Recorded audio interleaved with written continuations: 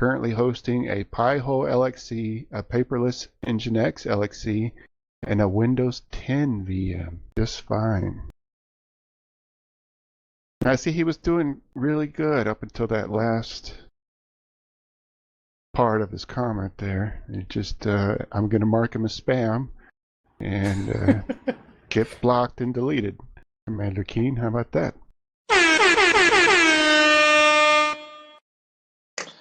All right, before anybody else interrupts, welcome to episode 265 of the LinuxLUGcast. We are an open podcast /lug that meets at 9 p.m. Eastern every first and third Friday of the month using Mumble. We encourage anyone listening to join us and participate on the podcast. Just go to linuxlugcast.com for the server details. If you have any questions, comments, and topics you'd like us to discuss and are unable to join us live during the show, you can send us an email at feedback@linuxlugcast.com. We have a Lemmy community where we... Does anybody post to the Lemmy? I haven't. Okay. We have a Lemmy community. Things were posted there for a while. We have a Matrix room where that's very active. Live during the show, we a video on a Jitsi server, and you can see that video both on YouTube and Peertube. Links to all of that are on the website and in the show notes. All right, I'm your host this evening, Honky Magoo. With us tonight is L.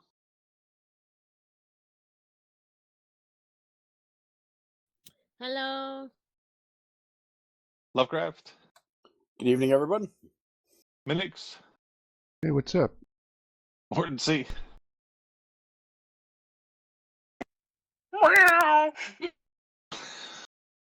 Netminer. Hello. And Scotty. Hello. All right.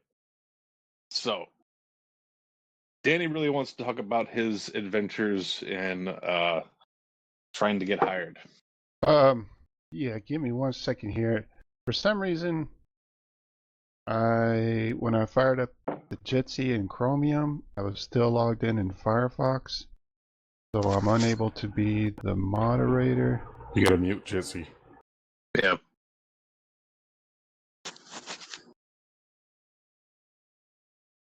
So I'm unable to be the moderator, so I need to somehow sign out of the Firefox session, or else it's going to just focus on me the whole time. It was just about you. I know it. But I don't think I can sign out. Okay, I can grant moderator rights to cancel. Which one am I? This one? So what I'm trying to do is grant moderator rights to myself and Chromium. And so I can focus. Oh God. So I can, or else it's going to do the thing. You remember where, let's see. Oh, okay. No, this is what I need. Okay. I don't know which one is me. They're both called minnix. One's black.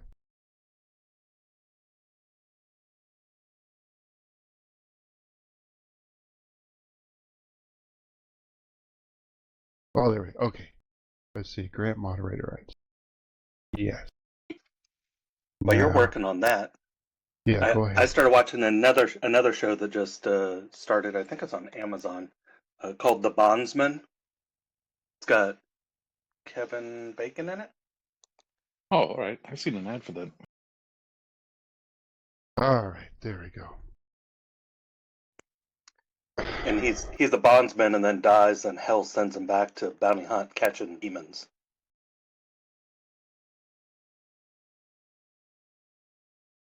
So I got it. I gave myself moderator right now. That sounds cool. I'll have to check that out. The Bondsman.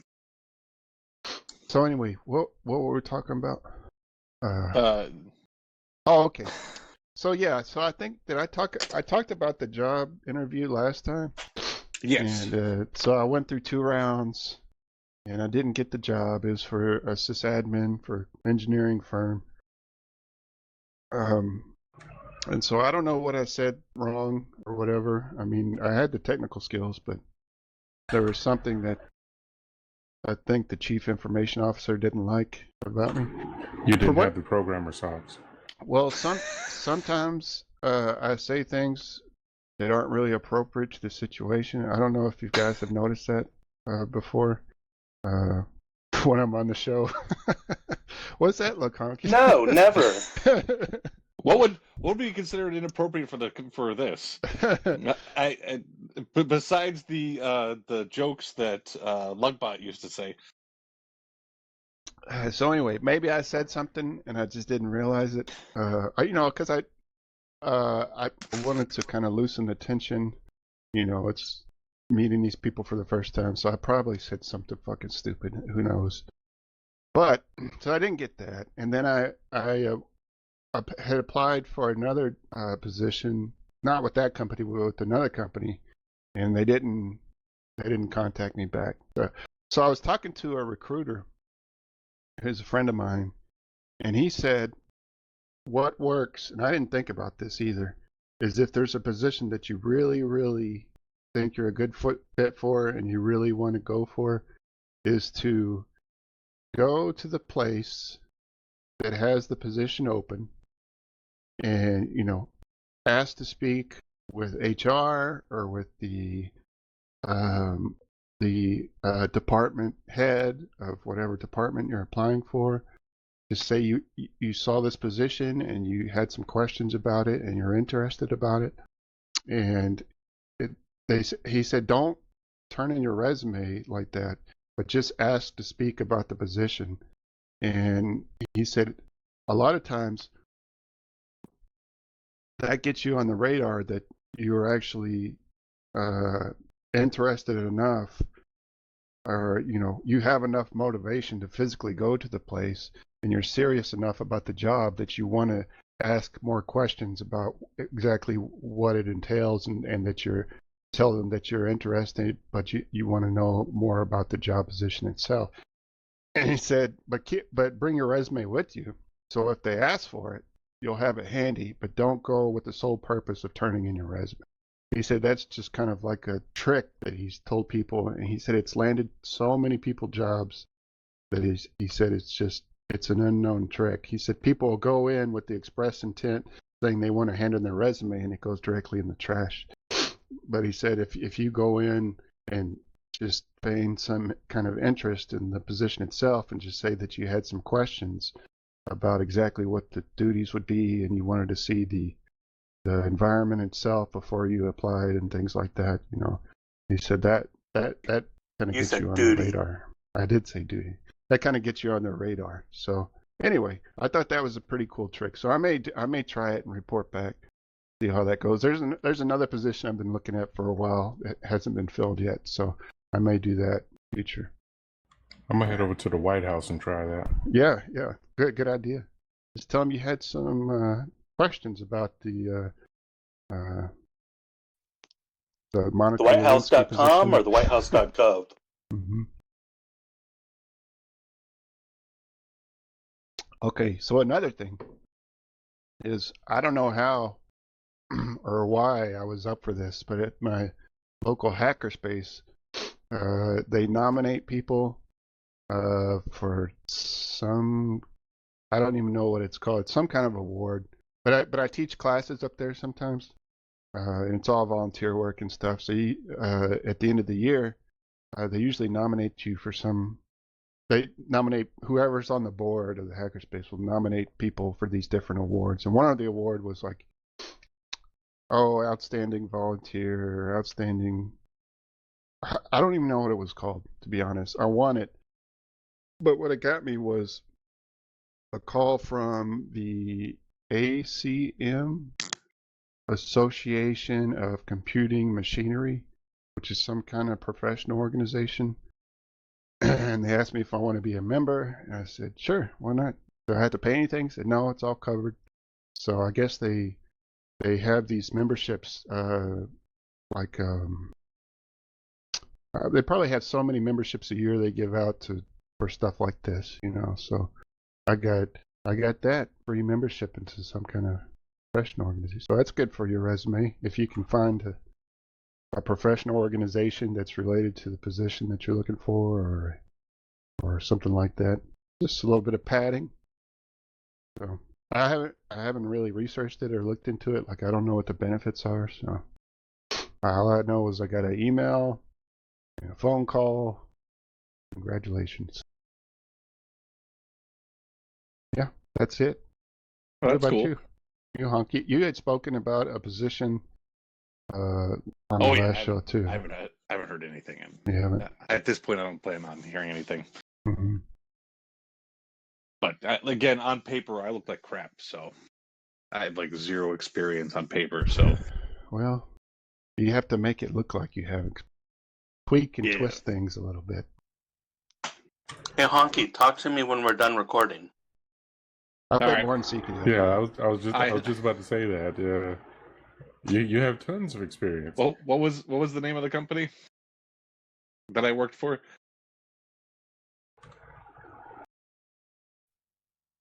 I believe you've contributed to all three of them.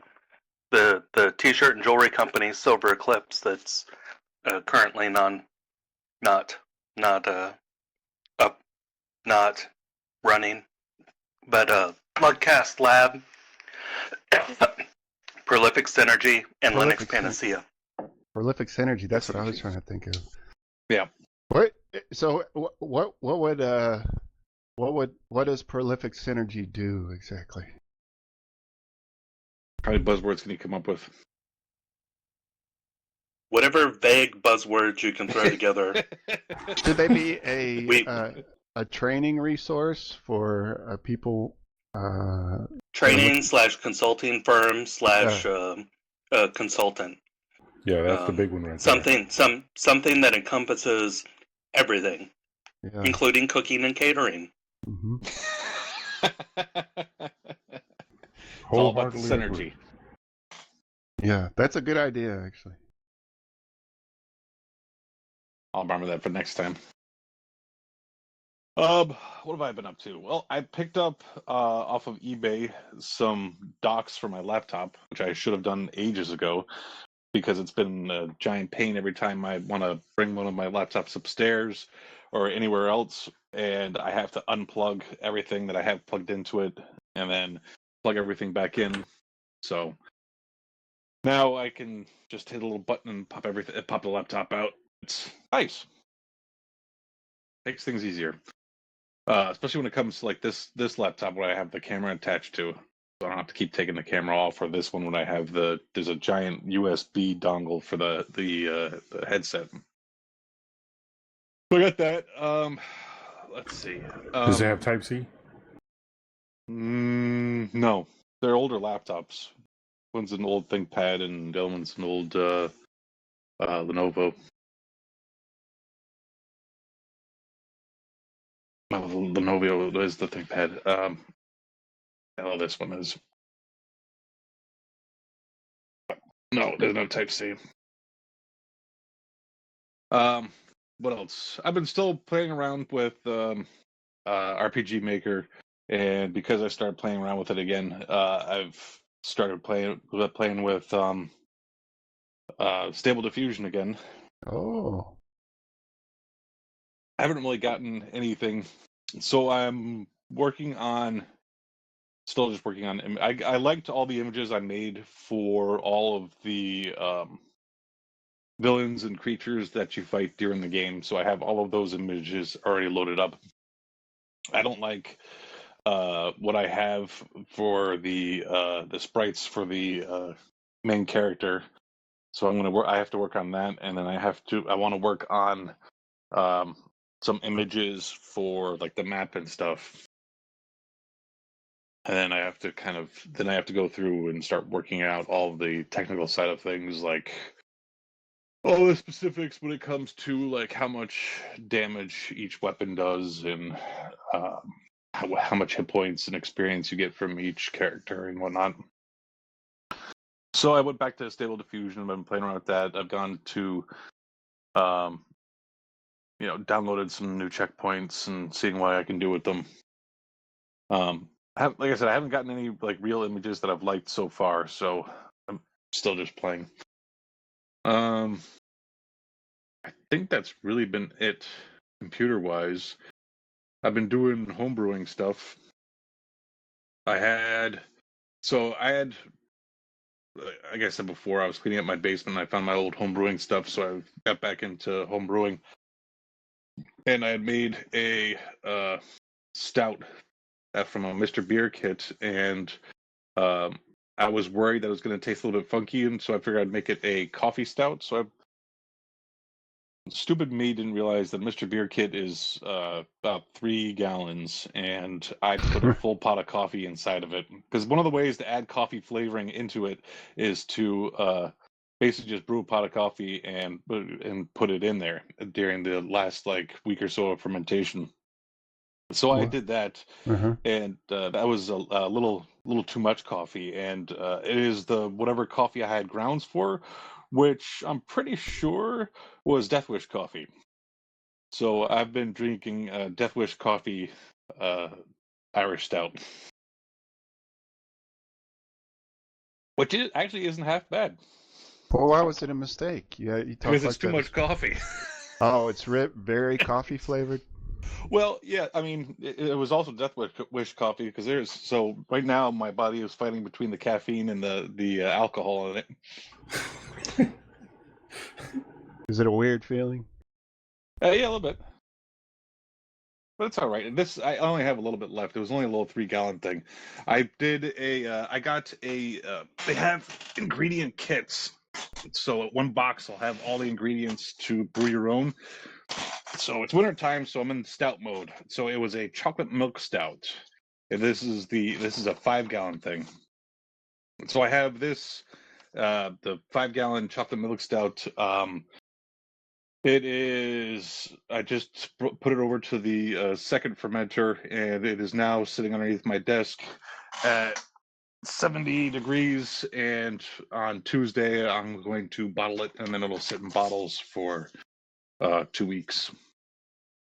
But that was interesting. Like I said, it has, instead of Mr. Beer is just a can and a packet of yeast, and that's all it comes with. Well, these ingredient kits come with all of the ingredients. You put all of the grains and stuff inside of the they call it a grain bag.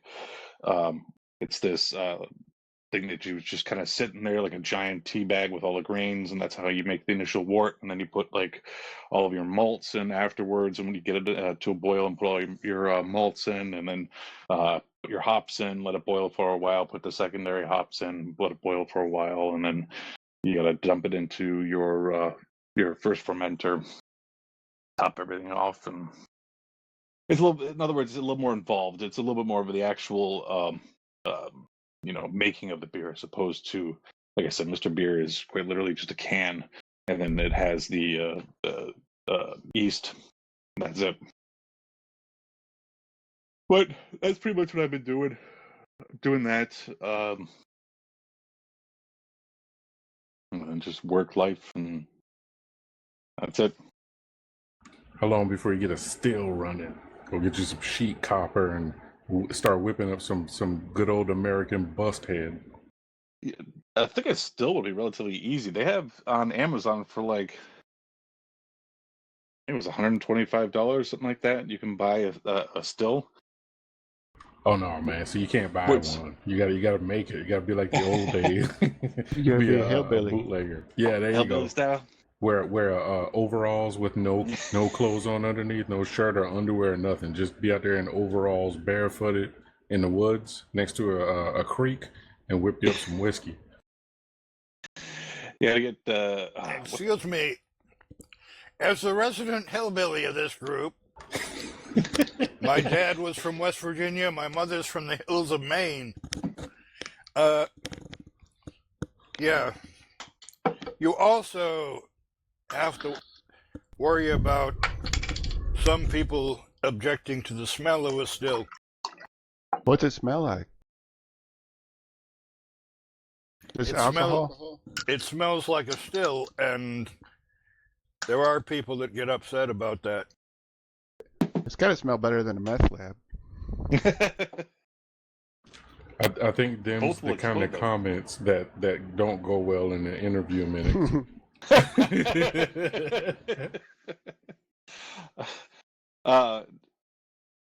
Yeah, make some moonshine. Get some of that buried in the ground. No, you got to make it the cheap, the real rock gut though. Like it's got to be the terrible stuff brewed in an old Ford like 50 something F100 radiator. Isn't there some like moonshine where they use some sort of like a meat for the flavoring? Ooh, meat, Yeah. There's something. bacon. No, bacon Remember? would be good. This is something that's kind of like weird. Remember how everything was bacon flavored like 10 years ago? It was the big thing. Are you thinking cannibal sauce? Honky?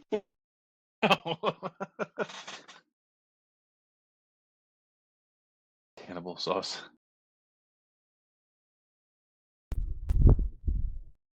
By the way, we have some listener feedback.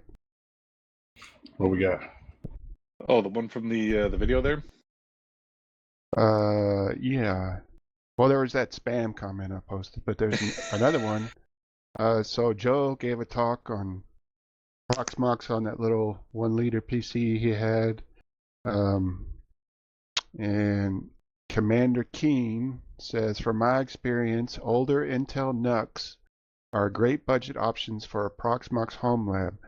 My PVE, Proxmox Virtual Environment, is running on a NUC 5 with 4C, 4T Intel CPU, 4 cores, 4 threads, 16 gigabytes of RAM, and a 256 gigabyte NVMe SSD, currently hosting a Pi-hole LXC, a paperless Nginx LXC, and a Windows 10 VM. Just fine. I see he was doing really good up until that last part of his comment there. It just, I'm going to mark him as spam and get blocked and deleted. Commander Keen, how about that? No, how about? Thanks for watching, and I'm glad it's working out for you. That's all we got from the listeners / viewers. I've been playing around with a lot of the new Scream lately. I use it every day. Oh yeah, I've been Screen is deprecated. You need to switch to Tmux. Yeah, everybody says that. What? I'll keep using Screen, thank you. Yeah, I'm gonna keep using Scream. I went through It's too much work. It's gone from RHEL. Is it really? They took it out of rep? Yep. So it's not even Oof. in the repos? Not for 8. Oh, for 8, you're yeah, right. I wouldn't. The Screen Did any- utility.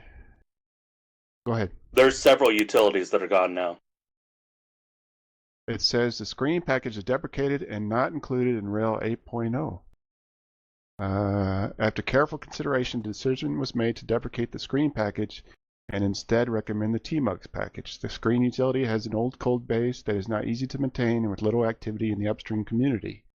Tmux package was viewed as having a better code base to maintain and build new features on. Well, how about this shit?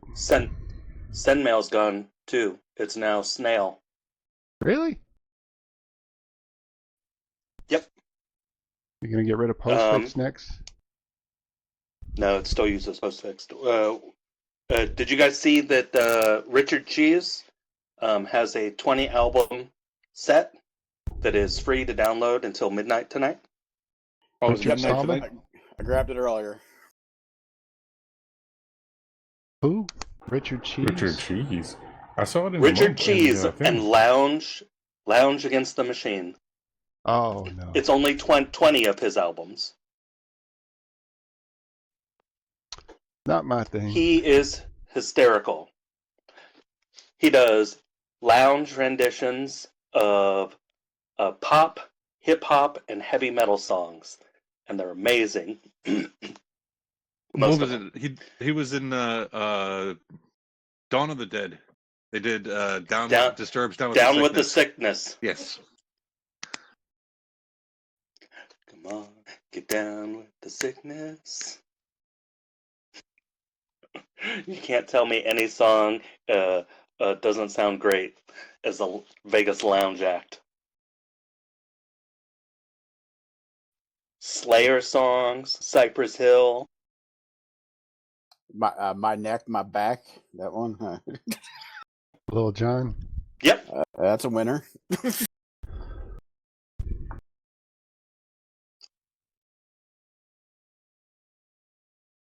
So what have you been doing with screens, Scotty? Now that it's deprecated and I know, right? Now that all my dreams are crushed, I think Yeah. I'm just gonna throw my PC out of the window. So if I just randomly disconnect, that's it. Screen has ruined my life now. You can just do your config file in tmux to use screen bindings.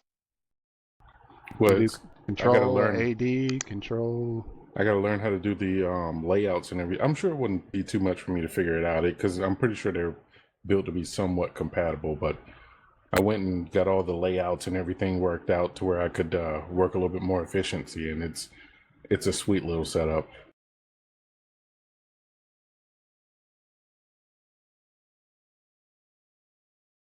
Took a ton of time trying to figure out how to lay out things, because in the documentation they make it sound as though you can save the layout and then like recall it because it'll be saved, but it doesn't work that way. It doesn't save to the config. You have to write it in the config if you want to save it, versus saving it how you would normally think it would. But you can export a sessions layout and then use that export in your screen RC, but it's best just to build it.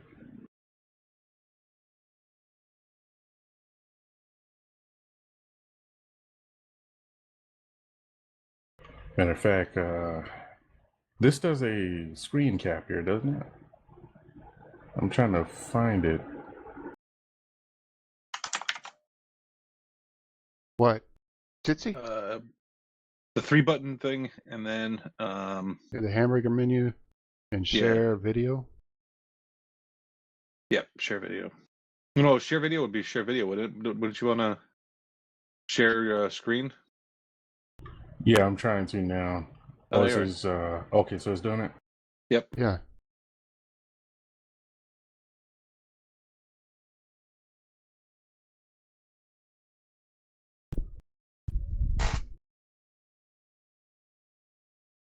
Oh, that's right. It's not in the 3-button menu. It's just start screen sharing right next to the camera button. Oh, okay. So this is your config for screen right now?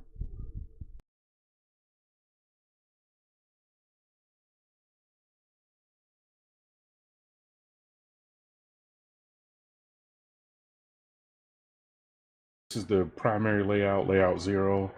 Yeah, we can go.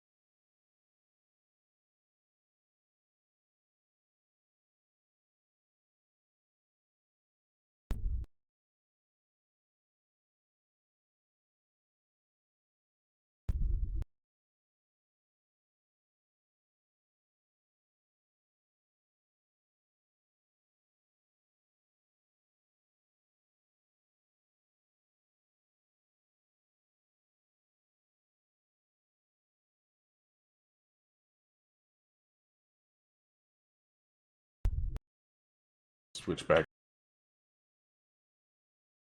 Something like this.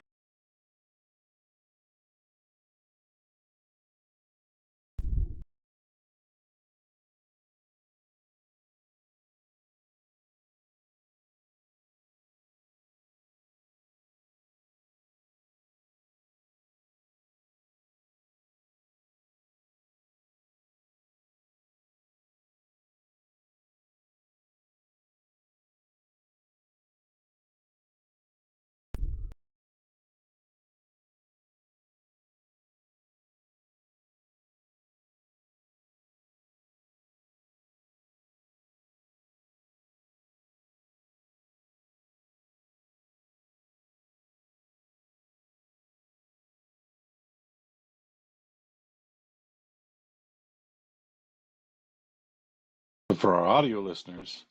Okay, yeah. Let's describe. Scotty, can you describe what you're doing? Oh crap! We're watching, but I'm sorry. but Hold on. I'm sure sorry because this is just going to be like it's going to cut all this out of the podcast. All silence. Yeah, because I have the push to talk on. I've been over here talking the entire time. Oh, we haven't heard anything. Yeah, I've been over here talking the entire time. So Really? I have to turn off push to talk. I'm sorry. You probably thought we were just ignoring you this whole time. We hadn't heard anything. No, we're paying attention. We're very attentive.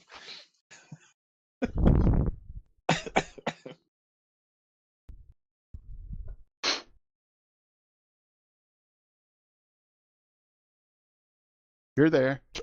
To the right. Transmit. No, you were there. Yeah. Push to talk. There you go. All right. So does it work now? Yeah. Okay. So I ruined that one. Very good. Okay. All right. All right. So once again here, this is the main region, region 0. Layout 0, which has the 3 regions, and then we have our layout 1, which if I do Alt 1, it'll switch to a dual region, left and right, sort of like a diff. Then layout 2, which is just full screen, 1 region. Within your regions, you can swap between windows. So if I go back to layout 0 here, I'm in region 1, but I can rotate between the different windows within that region.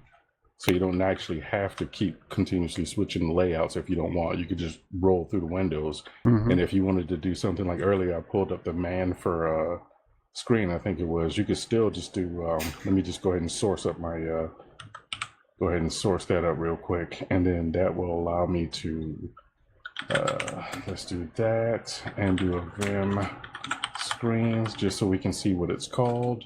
And then I'll do an actual, oh, you know what? That's not vim. It should be man. There we go. And man screen. There we are. So now, if you look at the bottom down there, you can see that it just opened up a new window for number 6 in that region.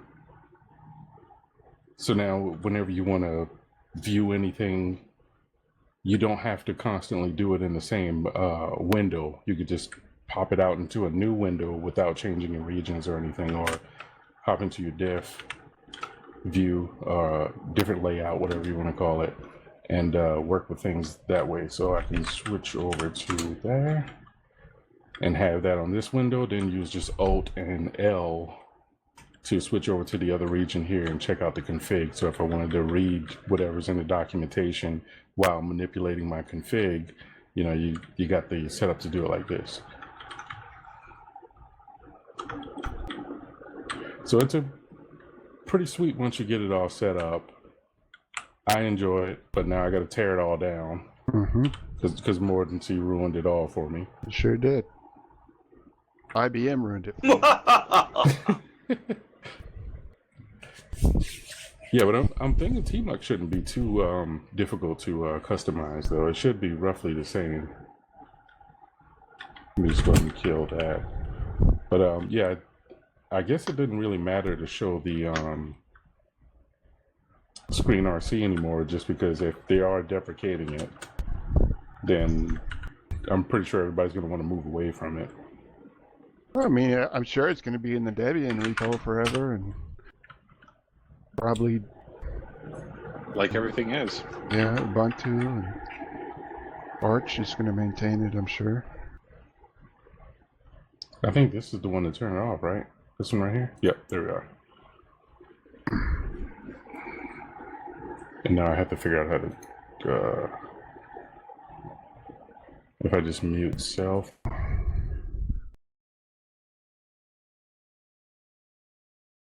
What's great, what I like doing anyway, is having a screen session open whenever I first deploy some kind of application to watch logs, so I can watch them in real time and don't have to grep them.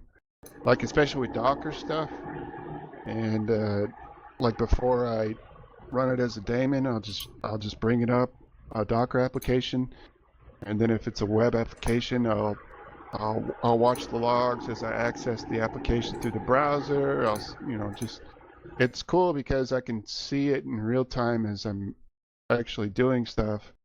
And there's some things that I don't, like I'll see it in the logs afterwards that I don't know exactly what it relates to as far as the action I was completing at the time. So if you can watch those live in a screen session, or I guess a TMUG session now, man, it really helps to troubleshoot stuff.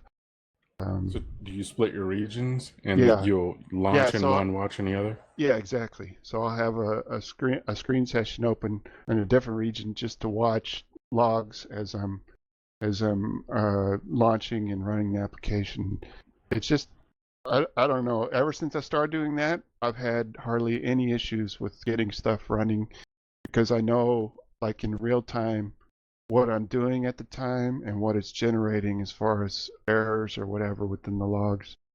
Do you output your application data to a file to grep through later or no? Yeah, I mean, see, that's what I used to do all the time is look for data in the log files, but I couldn't remember what I was doing at the time and I got certain errors and things like that, even though I'd have timestamps. I just actually working with the application in the browser, because most of it is web applications that I run with Docker, and then seeing what I'm doing that generates errors at the time that the error is being generated is just super helpful. Real time, yeah. Yeah, real time. So, I mean, just for that alone, a multiplexer is just awesome, like Screen or TMUX. But yeah, it's really, really helped with stuff like that.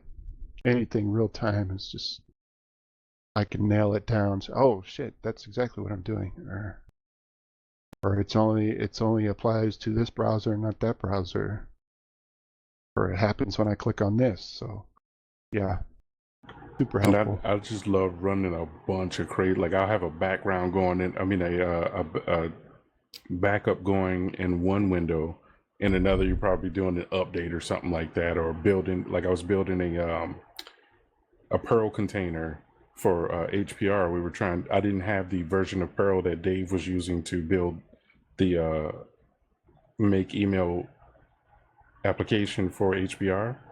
He was using 536. I have 534 from our repo, but Docker IO has the Perl container, which has like between 530 something up to 540. So I pulled down that container and I was trying to build in all the modules and anything. And if you dealt with Perl modules, they suck. So I was happy that it had CPAN in there where you can just go ahead and load all your modules and everything in there and just stand up whatever version you need without muddying up your system with multiple different versions of the language, like basically what Python does. And yeah, it's super awesome to just be able to have that in the window happening, and I can just pop back into it whenever I need to. Yeah, that, and also you can watch your system resource usage too. Like when I build stuff, and I use Screen, I can open another screen for like HW Info or HTOP or VTOP Plus or something like that, and I can see like how hard is this hammering my hardware, as it's building or whatever. It's just, man, there's so many uses for it that, it's just awesome. Yeah, I have glances built into my config. Like every time it loads up, it automatically has a window for glances. Yeah, glances is great too.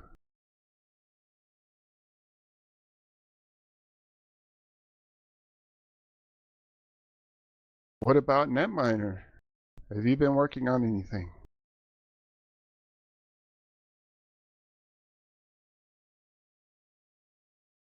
I've been pretty quiet on the Linux front. Haven't even worked with my PF since yet, but just getting a few things squared away for the summer. In late March, I was dealing with some tax stuff, but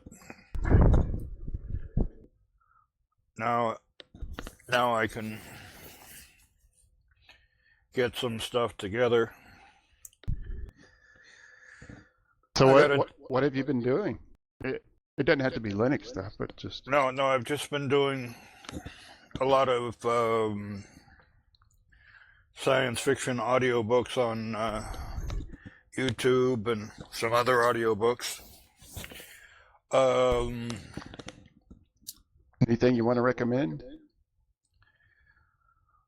Oh, there's a whole series, but I'll have to sit down and write something down about some of the people that I like.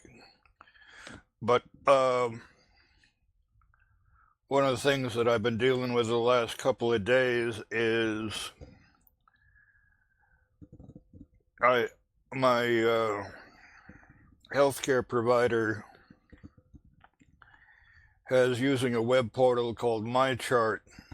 Oh yeah, I'm familiar with that. And the problem is that since I don't use it regular, I forget the password and user ID. And their tech support is a bit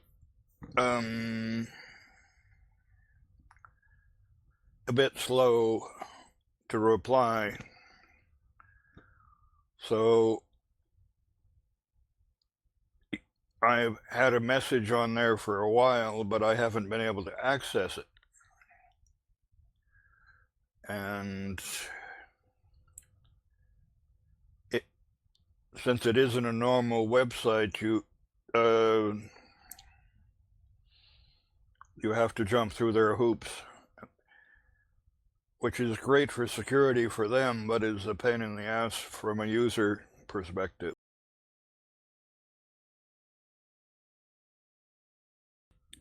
Did you get it figured out?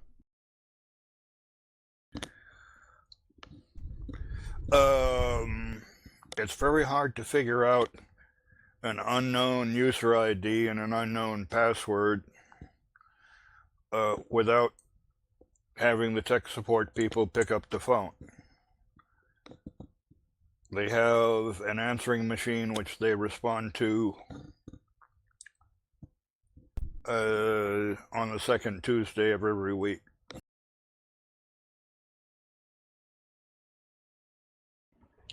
They're trying to encourage you to use their AI model. Yeah. Harvest your data. Well, they do have cell phone applications for this purpose, but I don't run a cell phone normally, so I have to deal with the password built into my head, not into their app. And again, it's something that I only use every few months, so it's not something that I keep in the front of my mind. Do you have something that you use to deal with passwords, like a key pass, or even just go the old-fashioned method of notepad and paper? Or like, Yeah, I'm seriously thinking of getting a little notebook and doing my passwords that way. That's the most secure way. Just don't lose it. yeah, I use KeyPass a lot. I use Bitwarden. I need to back KeyPass up my- XC. Yeah. I need to back up my KeyPass again. I have it. It runs primarily on my phone, and then I usually back it up to my Nextcloud. But before that, I had a little notebook. Just keep writing stuff down and scratching them out when you change them, and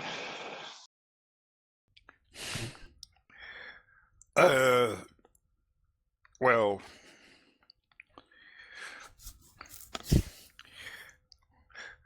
I mean, for this web portal thing, I could. I mean, people make fun of people writing stuff down on a Post-it note, but you're at home, not at an office where other people can see it.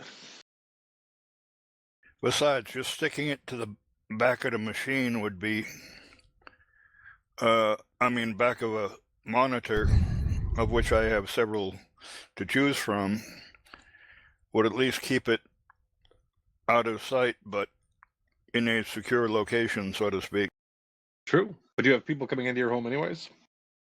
No, I don't, but I'm just saying. Yeah. I know security by obscurity is not a good deal, but you know, we're talking an environment where I don't even have a cat. Those cats are sneaky. They get into everything. Steal your information.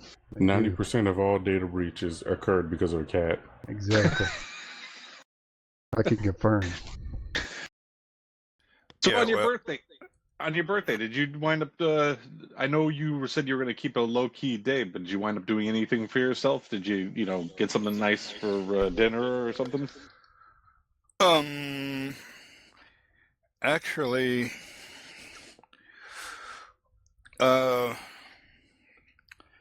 for that week, somebody gave me some very nice cookies. Oh, nice. Yeah, well, I mean,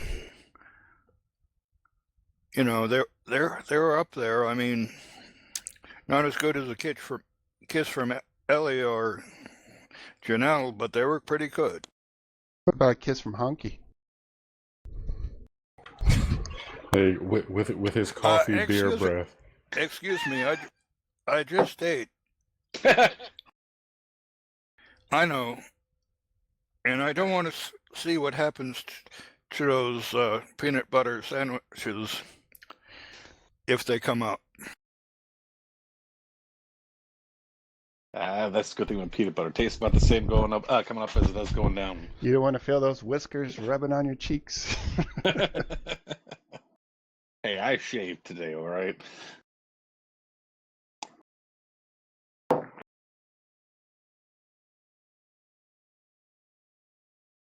Yeah, I've got a pretty good defensive system for that. I mean, I should probably mow my face some, but anyway, just keeping things rolling.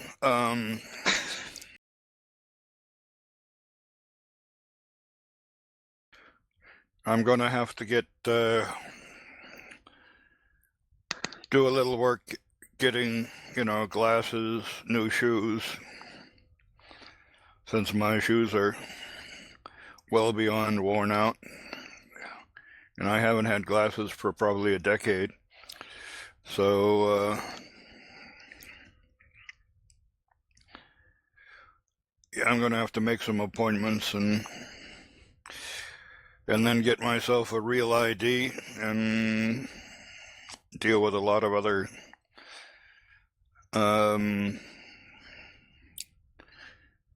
stuff. Oh crap! That's right. I got to do that too. A real ID.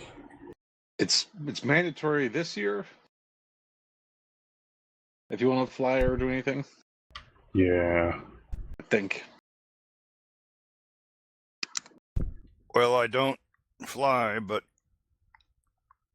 who knows? Pretty soon you may have to have it for even the train.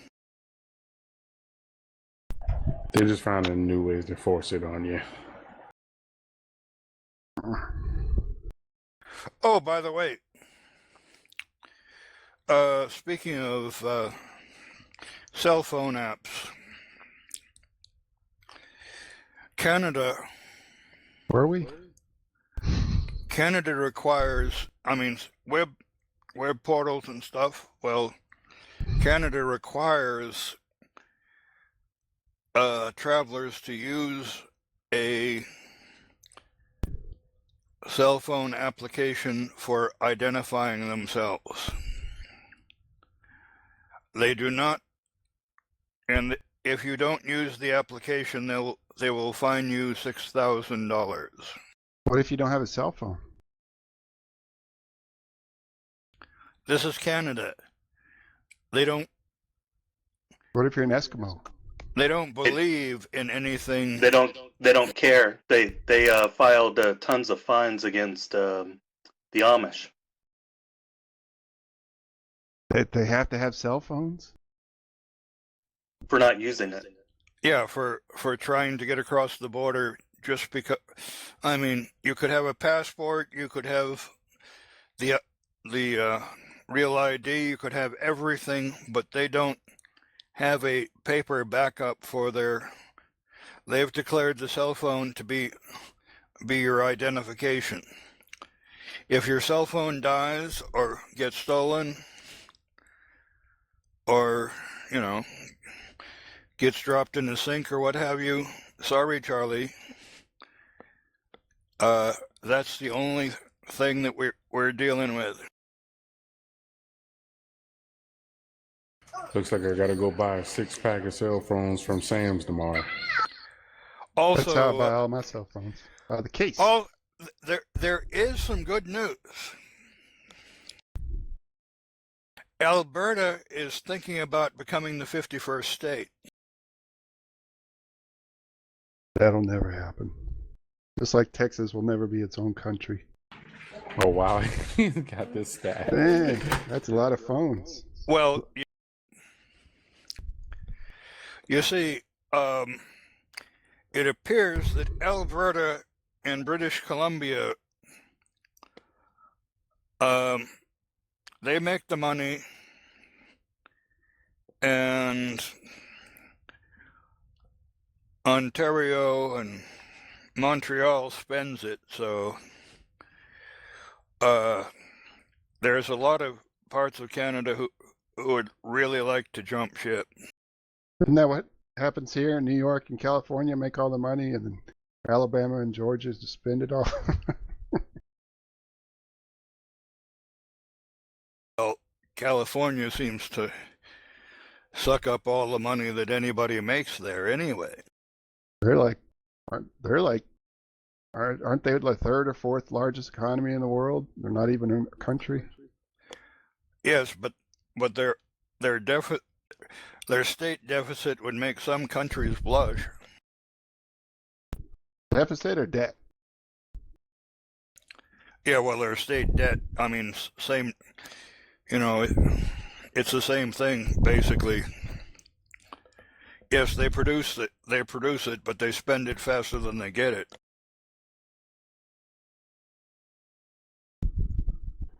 But it's California, man. It's always warm. That means it's worth it. California is a donor state. It gives more federal taxes than it receives in federal spending. Well, there's another thing about it. $83 billion. There's a reason why the price to get a U-Haul out of California is a lot higher than the price to get a U-Haul into California. The population migration tends to be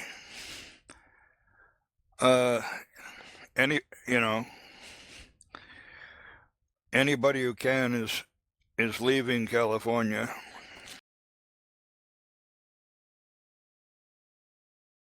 Well, Okay. I would, just because the place is always on fire. Every time I look around, there's like another wildfire in California. It's like you guys hadn't finished burning it yet, Right. Fires, Well, floods, California earthquakes. believes it's better to burn your wood in wildfires than have somebody with a logging company turn the wood into lumber and keep the trash down. Care to guess who the top donor states are? You guys live in one of them. Massachusetts? Yeah, Massachusetts is number 2. Oh, wow. You'll never guess number 1. It's very obscure. Tennessee, Ohio. No, not Tennessee. Ohio is in the Kentucky. top 5. Oh. Kentucky. Oh, Let's donor see. states, not taker states. Louisiana. Well, we know Florida's a taker state. Guess. It's up there around Massachusetts. In the north. Vermont, New Hampshire. Pennsylvania. You're getting closer. Not Pennsylvania. I think it's New- where New York. New No, not New York. It's smaller. Very small Rhode state. Island? Maryland. No. Connecticut? No. Is it Jersey? No. Goodness sake, tell us, man. Rhode Island? Tiny I already state. said Not that. Rhode DC? Island. Maryland? No, Delaware? no. There Vermont? you go. Oh, what? Delaware. Delaware? Delaware is by a mile. They get 32 cents returned for every tax dollar they send to the federal government. Massachusetts is number 2, 54 cents. New Jersey is in the top 5. They're number 3, 56 cents. Illinois, number 4, 60 cents. And Ohio is number 5 at 62 cents. You'll never guess who the top taker state is. Florida. California? Florida. No, Hold Texas. on. Georgia. no. It's a weird one. It's one you wouldn't guess. South Dakota. Iowa? Arizona. You're close, Scotty. It's I'm- $3.69 return on every $1 federal. What was close to it? Arizona. New Mexico. Yep. Isn't that weird? Why are they such a taker state, I wonder?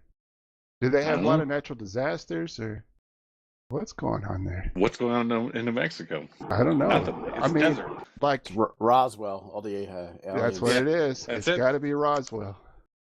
So the top 5 are Delaware, Massachusetts, New Jersey, Illinois, and Ohio. The bottom 5, New Mexico, West Virginia, Mississippi, Alaska, and Kentucky. Well, Alaska's understandable. Yeah, they don't really have anything. Yeah, you just gotta send stuff there to keep them alive. I mean, Exactly. because after all, we are going to need Alaska when the zombie outbreak comes. So, got to make sure we at least keep a settlement out there. Exactly. You want to guess the state that breaks even? I'll give you a hint. PNW. T&W? PNW. Pennsylvania? You don't know what PNW stands for? No, I can't even think of another state that starts with a P. No, it doesn't start with a P. PNW is the clue. Letter P, the letter N, the letter W. Microsoft is close by. Washington? This almost. Oregon? Oregon? Yep. $1 for $1. There are a lot of rich people in Massachusetts. Depending on what part. A lot of concentrated wealth. Parts of Massachusetts, yes. Texas is close to the middle. They're a donor state. Yeah, basically the Appalachian states or Baker states. So are the bottom states also the states that are having the measles and mumps outbreaks, or what? Well, that's South Texas is one of those, but they're a donor state. That's from I believe it's the Mennonite population, South Texas. Oh, don't go blaming those guys for that. Come on now. I mean, they're good guys, they're good people, but they're just not cool with modern medical science, I guess. Yeah, we had a big measles outbreak here in South Texas. Yeah.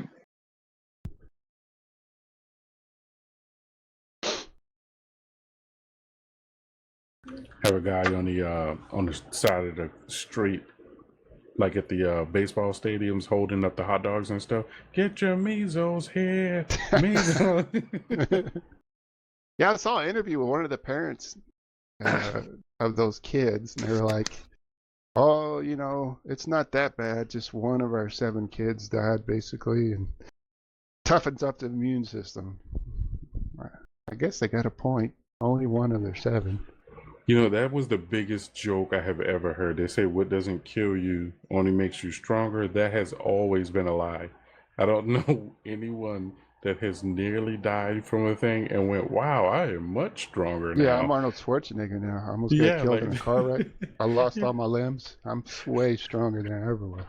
Yeah. Well, now I have telekinesis. Like, I can fly now. Like, well, let alone, I mean, how many times does somebody get something and they get it really bad, and then it's affected them so bad that they're just like permanently crippled for disfigured life. from it. Yeah. Yeah. Like polio. You think all the people that were crippled from polio, and you think those people are appreciate getting polio now that they live in iron lungs? I mean, Now they live in Ireland. I know a couple of people who I went to college with somebody who was running their disabled student center, and she had braces from polio. And another buddy, a buddy of a buddy of mine, well, mutual buddy, I guess, he had post-polio syndrome, and he was using Canadian crutches. I mean, they may be stronger because they're forced to be, but I don't think it's an improvement. Now, Netminer, do you have that scratch scar on your shoulder from the polio vaccine? My mom has that. I think so. Yeah. Oh, I is it think so. smallpox? Well, polio was on the sugar cube, right? Yeah, well, I think I had that. That reminds me, I have to probably update my measles and rubella and everything. Oh, I found something weird out. Somebody spent 15 years suffering from Lyme disease, and she was really wiped out by it. That's from the ticks, right? Yeah, from a tick. But nobody could find out what it actually was. They didn't diagnose it as Lyme disease. But oh, she actually got cured. really? Yep. Kombucha. There was an obscure trial in Australia where they used killer bee venom, and they found that it worked against Lyme disease. Well, this woman ran into a bunch of killer bees, and she got stung a few times. I don't know how many. And after a while, not only did the pain go away, but her Lyme disease went away. Isn't that crazy? Just those unconventional things like that. The thing is, the Australian thing, because it wasn't officially gone through the appropriate, scientific method and everything, it was not really well respected when they reported it. But this person, having the experience backing into the cure, seems to have a pretty good documentation of a cure for Lyme disease through killer bee venom. Problem with that though is just because it worked well on her doesn't necessarily mean that it's going to work the same on you or with Danny. It might have, the killer bee venom might have a different reaction in different people, and then you'd have to figure out what the proper dosage is for something like that. That's why they want to use the scientific method for things and have it go through the process, because it seems like it might be something good, then that means that they need to add it to the list of things that they tried to try to get rid of, to try to help with Lyme disease. They can't just be like, all right, we're going to stick you in this cage full of killer bees, and your Lyme disease should go away soon, or your life will. Good luck. You said the correct word there earlier, dosage. whenever you're dealing with any kind of medications and stuff, right? Like that's one of the things they tell you about. Medications and toxins are the exact same thing. The Right. difference between them is the dosage. So her situation was like accidental dosage, where she accidentally got the correct amount, or at least a non-lethal amount of the venom, or maybe they were able to just counteract the additional venom somehow. Like maybe it would have killed her, but she got enough treatment in time to prevent it. We don't know, but Then you don't know whether there was something else in her system that reacted to the bee venom that caused the cure too. That's why there's so many. The physiology of people is such a crazy thing that there's so many things going on inside your body that not everybody's body is exactly the same. But that's why you got to go through the whole scientific method, because again, she might have been taking some other medication that mixed with the bee venom that caused this in the first place, and that way if somebody else takes it, they're not going to have the same effect because they didn't have that. They weren't on that medication that mixed with it. They didn't have that chromosome in their body that other person had that caused it to work well for them. There's too many other factors.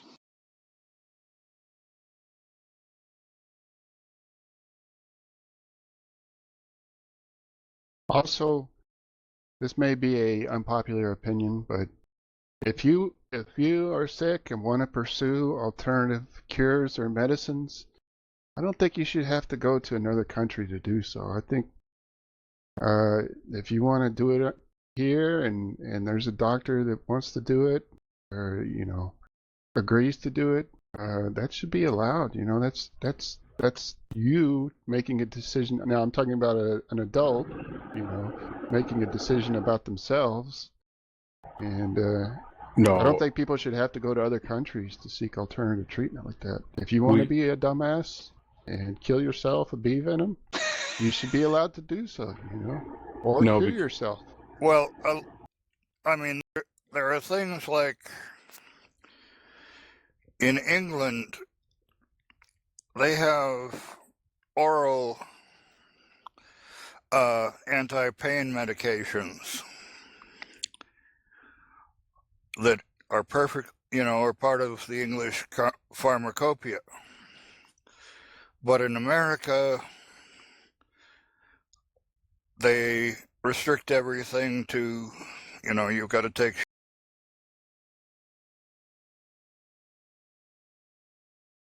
We lost you. Yeah, we lost you there. They got him. Speaking the truth, and they got him. The government got him. Mm-hmm.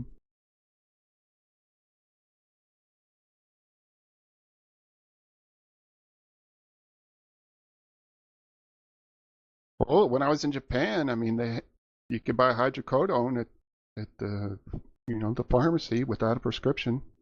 We all had colds and said, "Damn, this cold medicine works really good. How come we don't have this in the U.S.?" We looked at the bottle, got hydrocodone, and no wonder we felt so good. Yeah, we were talking about that the other day. Me and a couple of guys were talking about it. You guys remember Rand Paul? Yeah. What was it? Rand Paul? Rand Ron Paul? Paul's son? Yeah, I'm not going to go into too much of it just because I don't, political nonsense or whatever. But remember, he ran on a platform of you should be able to take whatever you want into your body because it's your body, your decision, or whatever. Mm-hmm. So people asked. Ron Paul. Oh yeah, Ron. It was the dad, Ron Paul. Father, right? Yeah. That was the last third party debate. Yes. So yes. A couple of guys were talking about that, how you should be responsible for your own body or whatever, and you should be allowed to. And we were just kind of talking that whole thing over, like, there's a reason you shouldn't be. And one of the major ones, because he was asked during that time, Ron Paul, they were asking him about specifically heroin, because it was like the most extreme, I guess, substance they could think of. Like, would you just make that like easily accessible where anyone could take it if they wanted to? And I thought that giving people that kind of responsibility is a terrible idea. Heroin used to be a medicine in America, but even trained professionals administering this realized that its addictive properties were so great you couldn't rely on it being administered by a professional. So imagine putting it over the counter. Like it's just irresponsible.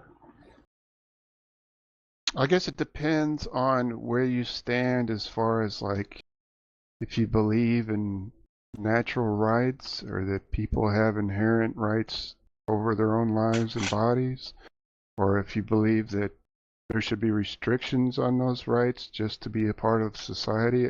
There's all kinds of views on that issue. I used to be really hardcore and kind of the libertarian or more the anarchist camp. And over the years, I've kind of understood both sides of the issues, and I turn more towards like pragmatism rather than just free for all, everything goes. And I think as you get older, you see sides of issues that you didn't see when you were younger, and especially when you have to, raise a family or things like that open your eyes to things. So I mean, I can understand and argue for both sides of the issue, but I think it's dogma that hurts a lot of people, like inability to see other sides and just stick with what they believe is right and thinking that they know what is right rather than understanding nuance and gray areas and not everything's black and white, I agree with that.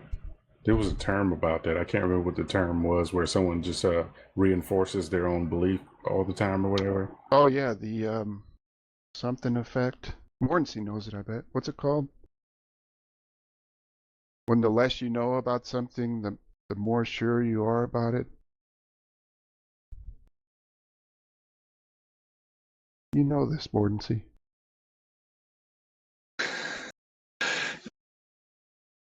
While Morton C. Googles that, yeah, in Massachusetts this past election they had Dunning-Kruger effect.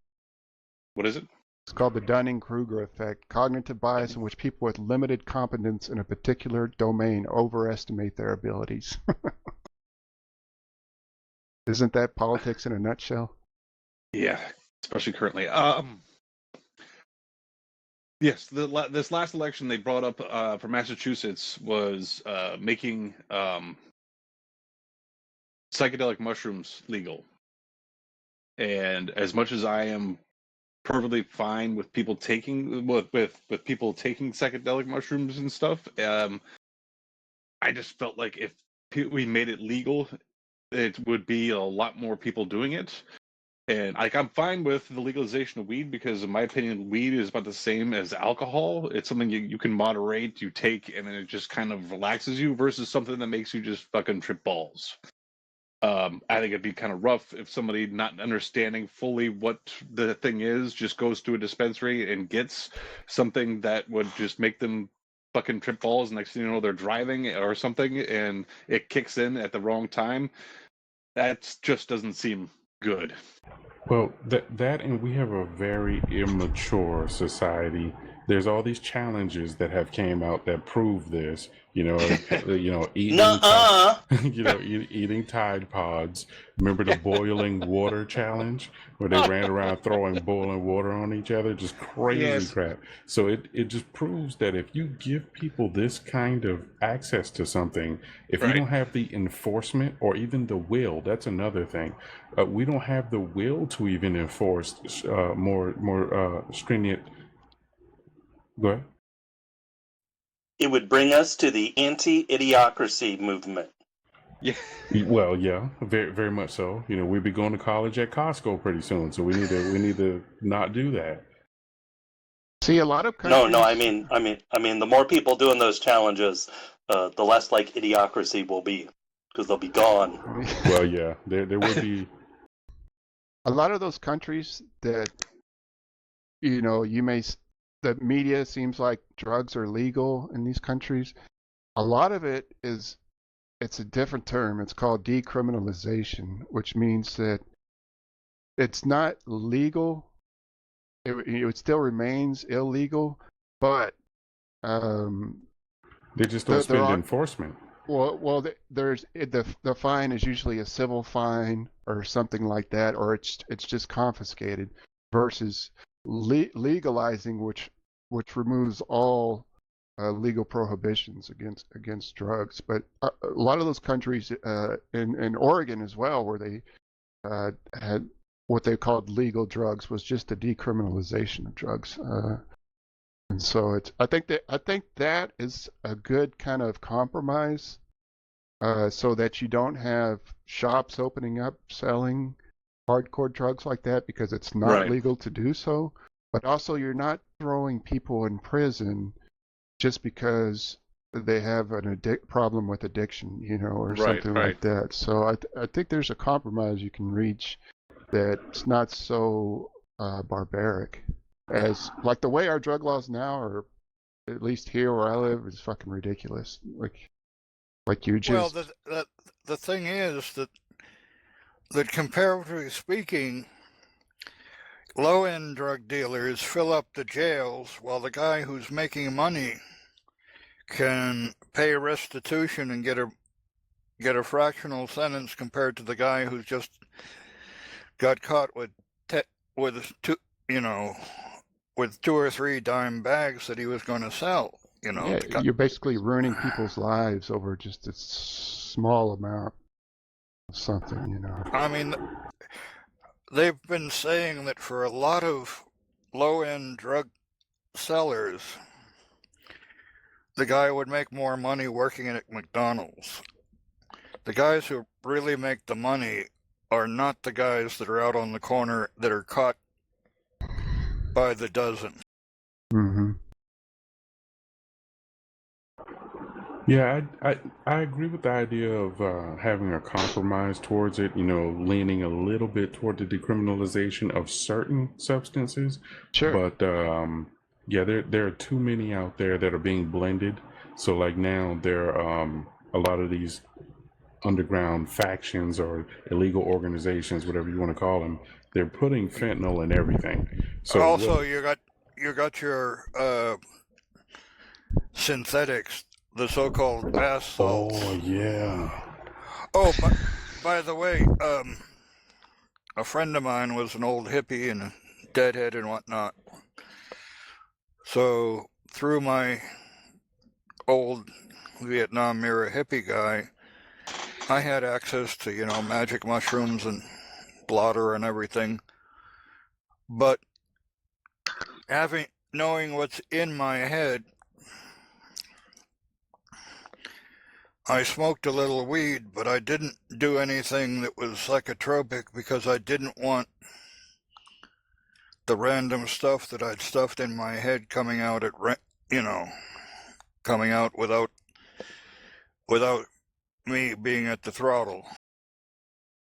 That and the LSD gets into your fat tissues, right? So that's how you get the flashbacks.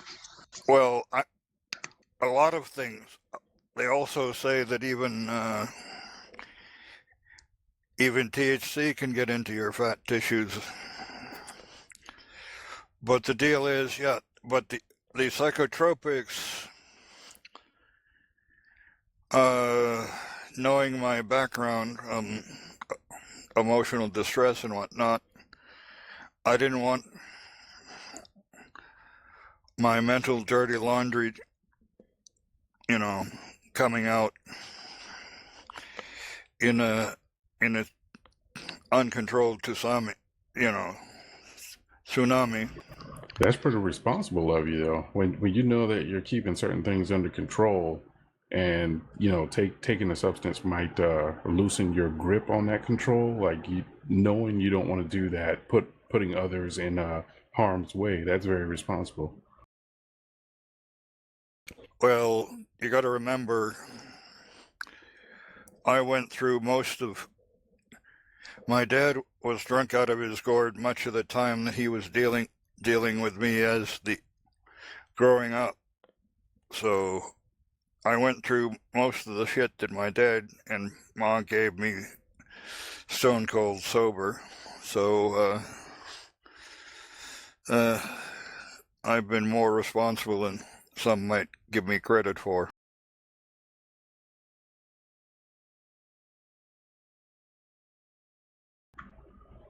Yeah, I don't think our society is ready for that kind of for us to loosen up restrictions on substances just yet. You know, we're watching how they're handling the decriminalization of cannabis and everything now. So far, that's, I guess, okay, but I still would say no. It does make, even though it doesn't hurt anything, in my opinion, you know, if you're not actually doing it yourself, it's not hurting anything, but it still just stinks up everywhere. Everywhere I go, I hate the stinking smell of it. You know what I mean? It just makes you feel like you can't have nice things anymore. Go for a walk and it just stinks everywhere, you know? Well, the thing you also got to realize is that cannabis today is not the cannabis of '69.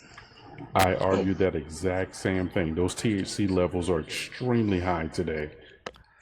We're talking about stuff that is the difference between, you know, Aztec corn and hybrid corn in Kansas. I mean, there's, you know, one of them is going to be an ear that's the size of, you know, size of your palm, and the other one is, you know, that you need both hands. Yeah, like a 2-liter bottle. Yeah, right. You know what I'm saying? I'm just saying, you know, and my brother, by the way, was a smoker back in the day. Since he's a truck driver now, he can't smoke because of, you know, random drug tests and whatnot. Thank goodness. Yeah, they'll put that on your clearinghouse. But the deal is that he was connected with it back along for long enough to at least have some idea about the more sophistication of more modern versions of your grass. And again, he's been out of it for a good while, but I'm just saying, when he got off the train, you know, you know, right now it's like supersonic jets compared to propeller planes.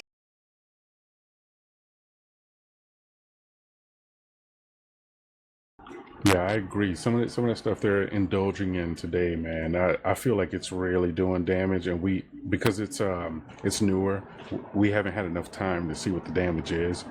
We know that the older stuff affects short-term memory and a few other things, right? Obviously, smoking anything is not healthy for you, but you know, today I think that in give it about another 20 years, we'll start seeing people with probably some serious brain damage or something after smoking all this crap. Well, look at you don't even have to worry about smoking these days. I mean, I don't know if vaping's been around long enough for them to really get a handle on what's going on.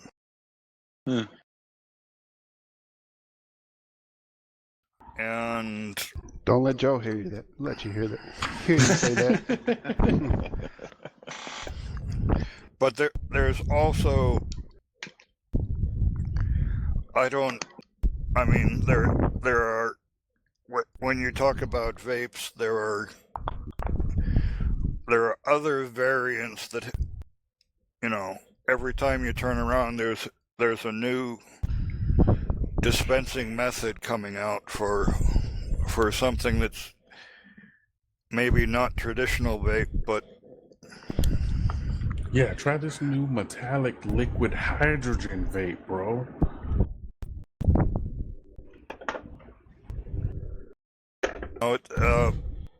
The whole thing is that we're inventing shit faster than we can get the research on it. Well, that and because I think no one really foresaw people walking around smoking oil or whatever it is that they're putting into these things. So I think that it just no regulation was made for it. Because I mean, think about it. Would you put a regulation on somebody smoking tree bark right about now? Is it like if someone went out there and just took up a handful of mulch and started smoking it, there's no rule against that until you get like a few thousand people doing it and you see health problems. Then you might want to think about it. But just because we haven't seen the problems, there's no real restrictions on it right now. Or no, I take it back. Didn't they raise the age of smoking in the country now because of vaping or something like that? Well, the age of smoking is at least, I know Massachusetts, smoking is at least, what, 21? Yeah, they raised it from 18 to 21 because of the whole vaping thing. So I think that's one thing that's changed.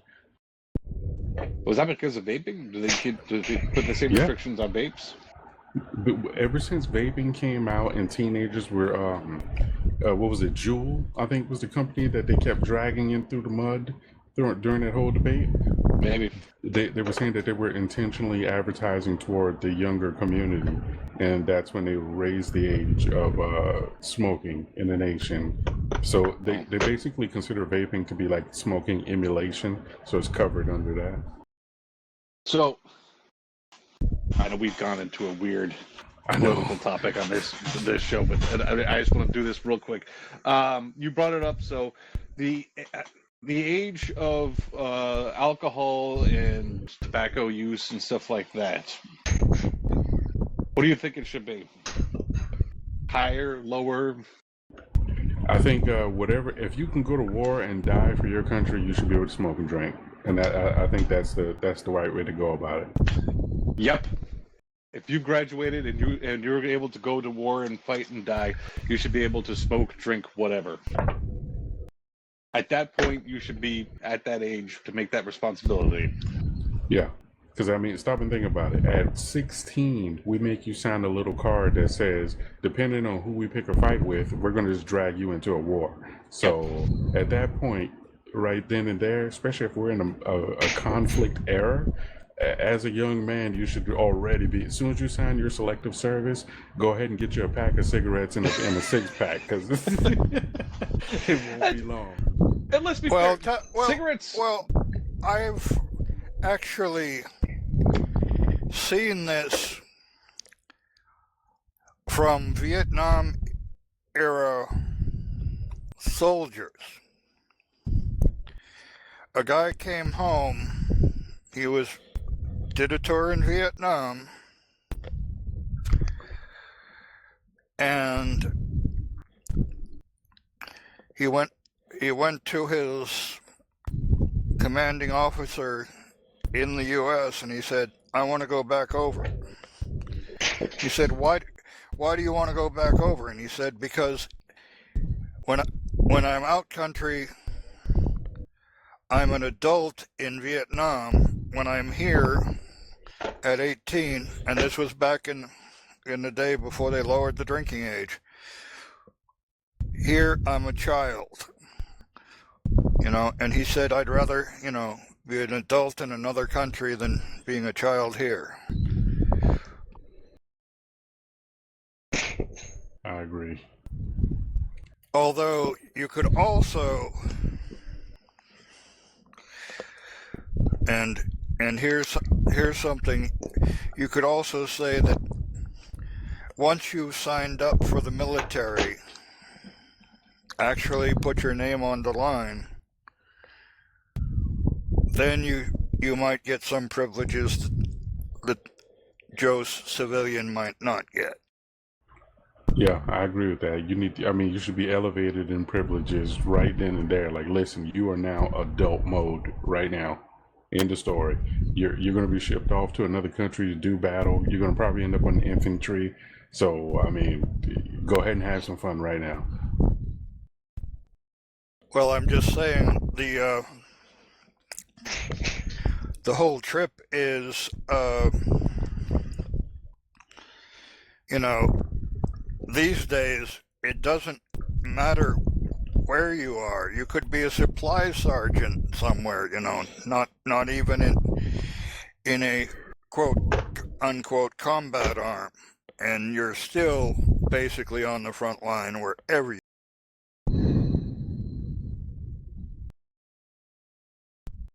Yeah, truth be told, once you're deployed, I don't really believe there isn't a non-combat role, right?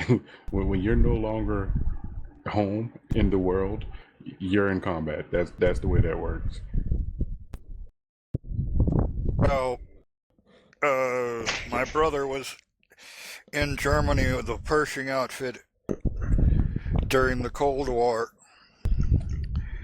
and this is allegedly peacetime and whatnot. Well,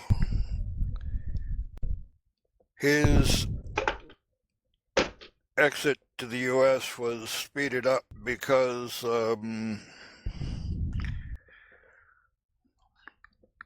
he was short on his duty, and they'd send his unit off to training, but he was just doing guard duty to fill out the last month or whatever he was doing. They didn't put him on training because he was going home. Not realistic. The deal is, well, the story he said is that somebody came over the wire and things got a little hot for a while, and this is in Germany in peacetime. So the Cold War may not have been as cold as most people think.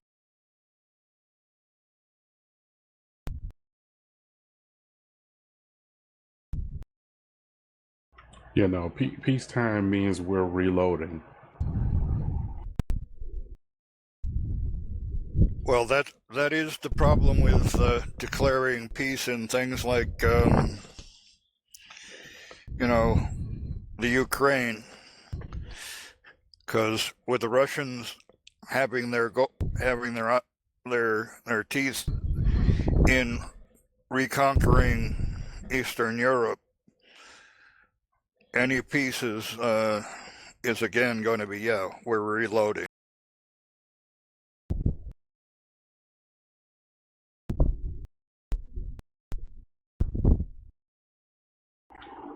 And I think we skated as close to this star that we want to get.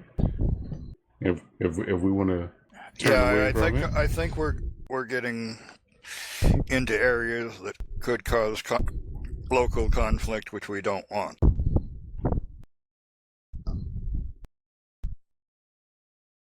Besides,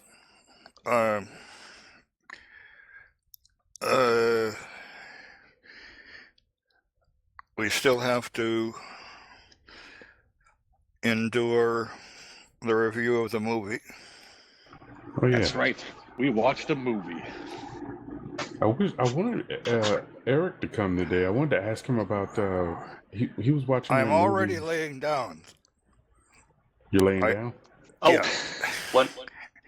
one more thing, real quick. Somebody else is working on stuff. Oh, what? What do you got? Let's hear it. I'm taking Linux class.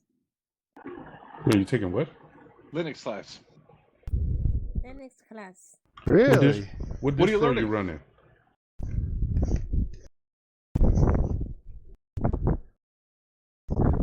What class are you taking? MX Linux 73. What did she say? Is MX Linux or? Yeah, MX Linux. If she's studying it seriously, soon, I have no doubt that she'll be beating me Oh, XFCE in a few months. She said MX Linux XFCE desktop. Mm-hmm. Nice. Sweet. That's We what both I have a use. Star Lab Starbook. Nice. Yeah, that's what I run, but I'm not studying it serious like I know that she will. You working in the terminal yet, El? I learned things like one from Thai teacher and the other from English teacher, because I have to adapt by myself. What does that mean? Because it's Linux is different than Windows, and now it's still like in the basic, and mordancy helped a lot for There you go. everything. Gotta hand over that notebook. Gotta get your bujo going.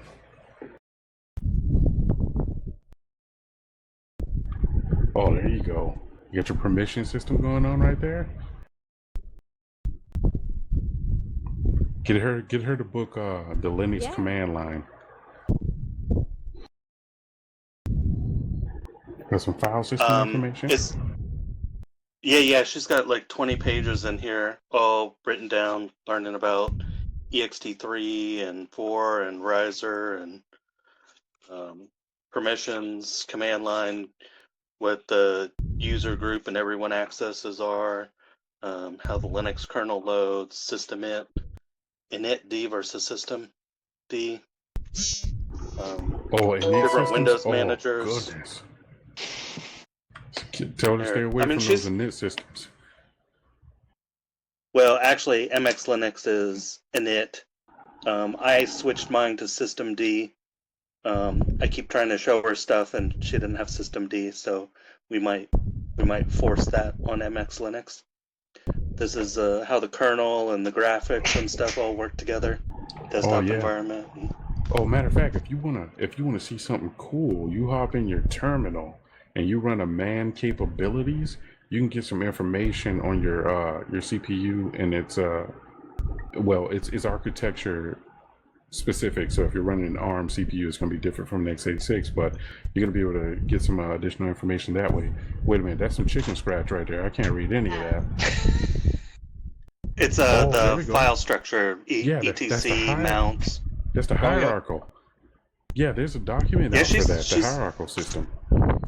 She's well, I don't know what she's watching on YouTube, but from her notes, she's doing some cool stuff. And I showed her my book from, I don't know if you guys remember Delta Ray from Command Line Magic. Yeah. I watched his talk at 2 Linux conferences, and he was like, "Oh, I don't know what anybody thought of it. I don't know if anybody got anything useful out of it."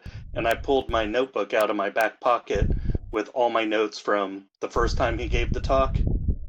And I look at it all the time. But for the command line, I will be giving her the link to the Linux documentation project for the bash scripting PDF, and then the advanced bash scripting PDF. And for all my shell scripting, I have not had to go beyond the first shell scripting book, the basic one. Yeah. If you want to do anything in the command line and in bash scripts, it answers everything.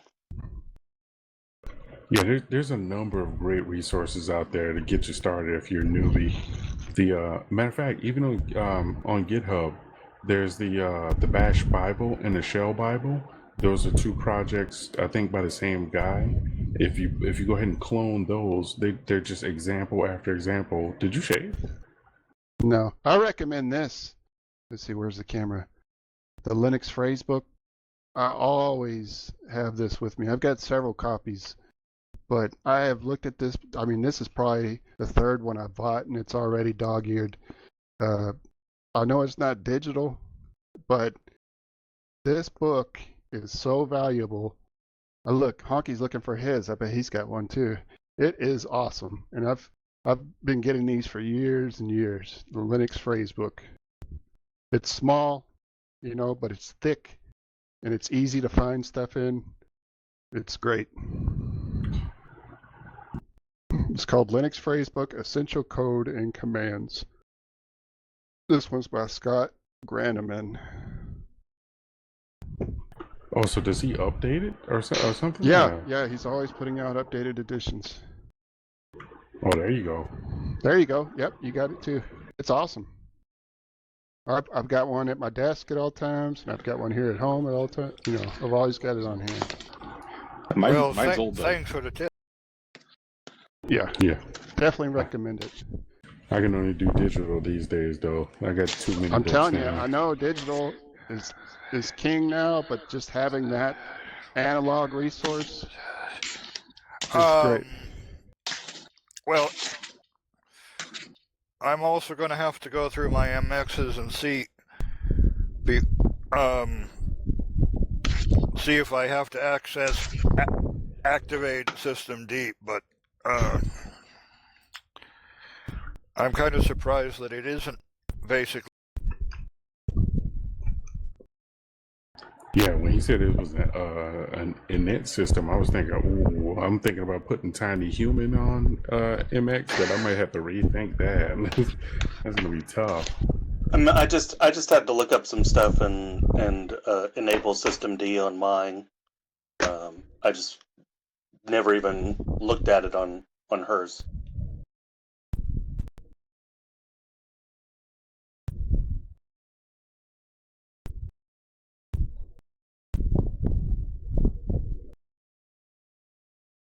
All right.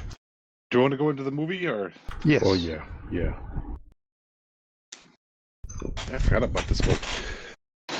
We had Linux Phrasebook, and actually I had one that was about Knopics. I used that one a lot too. But the movie. Let me get back to the notes. The previous movie we watched was Demon Seed from 1977. Based on the Dean Koontz book. Yes. So it is about a woman who basically gets whose husband created a AI and left a terminal open in the house, and this caused the AI to take over the house because it wanted to expand into the real world. And wanted to do this by impregnating the lady of the house. And so he kept the lady of the house hostage while he tried to impregnate and grow a human. I think that was a pretty good description. Am I missing anything? I didn't go, that's all we need. Is a little overview before we dig into the guts. You could have spiced it up a little bit there, but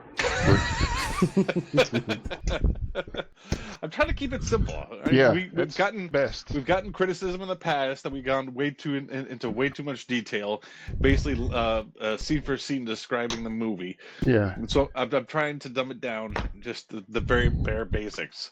That's the way it should be. That was great. That was great. So now we could talk about what we liked and didn't like about the movie. You mentioned one of the things that I thought was pretty cool, and I don't know if this was just made for the movie or if people were actually doing this at the time. He would bring his work home and then work on a home terminal. Yeah. Yeah, I thought that was pretty cool. So is that a real thing in 1977? Doubt it. If not, it was pretty good, looking towards the future. Yeah. One of the things I really appreciate about the movie, home. No crappy CGI. Like everything was just like, practical effects and actual props and everything. I really appreciate it. Coming back to an older movie and getting that feel again, it was great. Well, there was those CGI scenes that were like, psychedelic things that I just sat there skipping along forward a little bit because I'm just like I'm waiting for this scene to end because all it is a bunch of flashing lights. Oh, that really was CGI. I don't know. It could be anything. But, yeah, I know it could what you're be a talking freaking about. kaleidoscope, but it was just long. Yeah, this is 77, right? When this came out. Yeah. So that was the same year as Star Wars and there was another big movie too. A lot of great movies during that time. What was the other big movie? I can't remember. Let's see.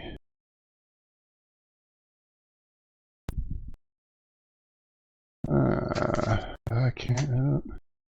I know. There was another movie besides Star. And Close Encounters of the Third Kind. Remember that one?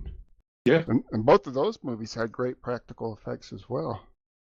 I think late 70s, early 80s were. Those are called mashed potatoes. Yeah. I think that period, late 70s, early 80s, was kind of the peak of practical effects before digital came on the scene and kind of ruined everything. And Yeah, let me say, I really enjoyed the image of the AI, not the screen image, but like the physical object that it became in the end. Mm-hmm. You know, that thing that sort of coiled, and to me, I thought it was like a Chinese finger trap at first when it got that one guy caught in it. Right. Yeah, I thought it was Or like super cool. Rubik's Cube that came apart. Remember that thing that they used to have in high school or whatever, where they put the thing on the fingers and they'd ask you questions, but you'd have to open it up on your. I'm trying to. You have paper. Yes. Oh, dude, that. the cootie Oh. catcher. Yeah. That's what we called him where I went to school. Yeah. That's what I thought it was when it caught him in the middle and it popped his head off like that. I was like, oh my god, Yeah. they caught him in that thing? Yeah, it's like two pyramids, end to end, bottoms facing Right. each other. It's really cool effect, actually. Yeah, Metallic looking. I really enjoyed that. I thought it was pretty prescient as far as AI goes. I mean, I didn't even know that term was really around in 1977. When was the book written? 76 or? I don't remember. Now, what'd you think about like the golden creature effect? Oh, you're talking Oh, about that was a yeah. Bankai, dude. The That was gold- a Bankai. The gold baby. That was if you watched any Bleach, tell me if that wasn't Konjiki Ashisogi Jizo. I don't know what that is. I'm gonna remember that. Yeah, that was interesting. Only watch good anime. Oh, there he goes. Slamming one of the big three. Oh, here we go.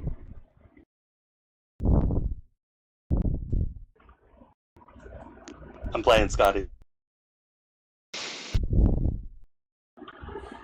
But yeah, that golden baby thing at the end was a little unexpected, but still really cool. You know, I still enjoyed it at the end of it all. But the arm on the wheelchair was my favorite. When it put the woman in the chokehold after she thought she had locked it in the closet or whatever, right? And it broke out and it like sort of, choked her unconscious. I was like, this movie is awesome. Where are we going wrong today? What was the use before for a wheelchair with an arm? What weird design did this guy have to come up with, or what problem was this guy Well, it was solving where it had leukemia. Wasn't it leukemia treatment that he was working on? Well, no, that's not what that wheelchair thing was for. But he was using the AI to do some sort of leukemia experiment. Did you notice that his whole home was voice activated too? Smart home. Smart home. Yeah. Kind of, the electronic door latch or whatever it was that shocked her. I was like, wait a minute. When did they install that? Who's putting cameras in their bathroom? Even if you have a smart home, like it's a little creepy. Well, yeah, that one is a bit rough. Oh, there he goes. He's got one. He's been taken over by the AI. That's what I thought it was. And when it popped the guy's head off, right? Like I thought that was so cool because again, no CGI, just a nice mannequin head and a little bit of makeup and everything, and it was done. It was done so well. I enjoyed it. I'm surprised this isn't like a cult film, because I never really hear about it. But it's got so many elements that would make it like a cool midnight movie or something. Maybe the budget was too big. I don't know, but I thought it was really cool, especially how he described how he's growing the AI by feeding it the world's knowledge, which is basically how LLMs work today, just by scraping the internet. Yeah. It's kind of the same premise. So there's a lot of stuff in here that I think Dean Koontz was kind of right on the money with. And remember that one guy, the first thing he said when he told them that they were trying to cure cancer, he said, "Wait, are you guys going through the proper procedure to patent all of this?" Right, the first thing he says. And think about it, you're already stealing data from everyone else to make your AI, but you want to make sure that whatever you produce with your stolen data is patented. Duh. That's It's all about the money. isn't that like an ongoing thing today where Yeah, it's exactly. two sides where people are saying that their copyrighted work is being used to generate images, and then the people that are generating the images are trying to get copyrights for those as well, Yeah. for saying it's original artwork. So I mean, it's crazy.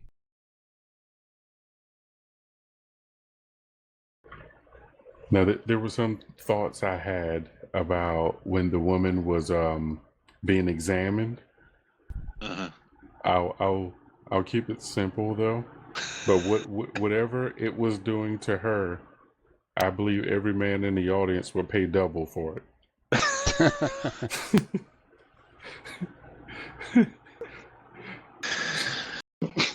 That and remember how it had to, after it knocked her out one time, it picked her up like by the scruff of the neck and threw her in the chair. Yeah.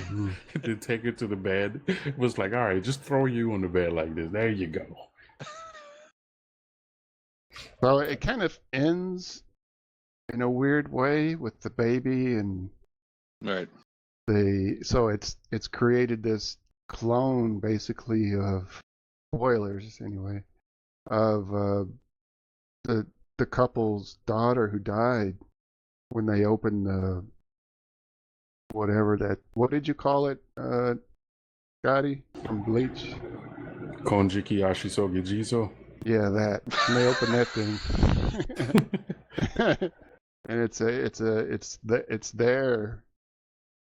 their late daughter, I guess, and says it's alive. With a guy's voice. That's Yeah, wild. Yeah. alive. Guy's robotic voice. Yeah. Yeah. Homeschooling for that one. It's No, it pretty already creepy. knows everything. Yeah. So yeah, it's not like an Oscar caliber movie or anything, but I think it covers a lot of topics that I think were way ahead of its time, you know. Yeah. Oh, and don't forget the laser. The laser was super cool. I remember when he first showed it, when he was doing something with his glasses and he had the laser kind of like focused on the glass. I think he was trying to repair it or something. Oh yeah. And then his wife just immediately smashed the glasses after he probably spent like a few $100,000 in electricity repairing it with his stupid laser. Yeah. Later on, the wheelchair arm thing dismounted the laser and weaponized it. Yeah. to kill the neighbor guy or whatever. Like, oh man, that was, or actually that wasn't a neighbor. I think that was his colleague, wasn't it? Yeah. Somebody Yeah, works the at lab, the lab institute. guy. Yeah. Yeah. I thought that was really cool. Him using the table to try and block sight of him from the robot, but it's a laser. It's going to cut through the table, so it doesn't matter. But you know, I get for the movies, you're going to do it that way. He takes the mirror and he's trying to bounce the laser back. I thought it all worked really well. Yeah, I there's a couple of pretty memorable scenes. The AI itself, the two pyramids, and then the gold baby was super creepy.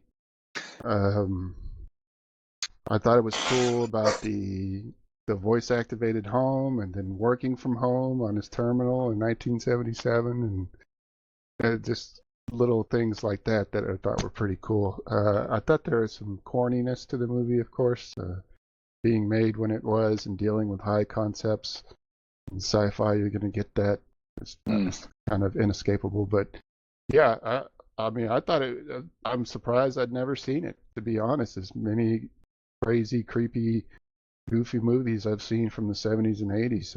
This was a surprise for me. I'd definitely give it a thumbs up. That other one we saw was crazy a couple years ago, where they were burning the fields because there was a plague. No Blade of Grass.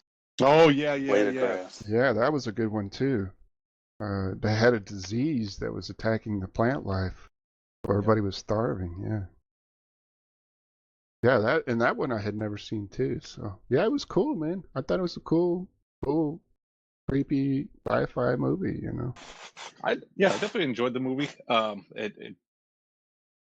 I know I'm going to be this guy right now, but listening to the book, the book had the AI was actually the husband had left because he was an abusive prick, and the wife was actually she was a child psychologist, but at the same time she actually created a virtual reality thing that she was also abused as a kid, so she by her father, so she had a thing where she was like a whole scenario that she created to with help her deal with that was she would recreate different scenarios where she stood up to her father as a kid.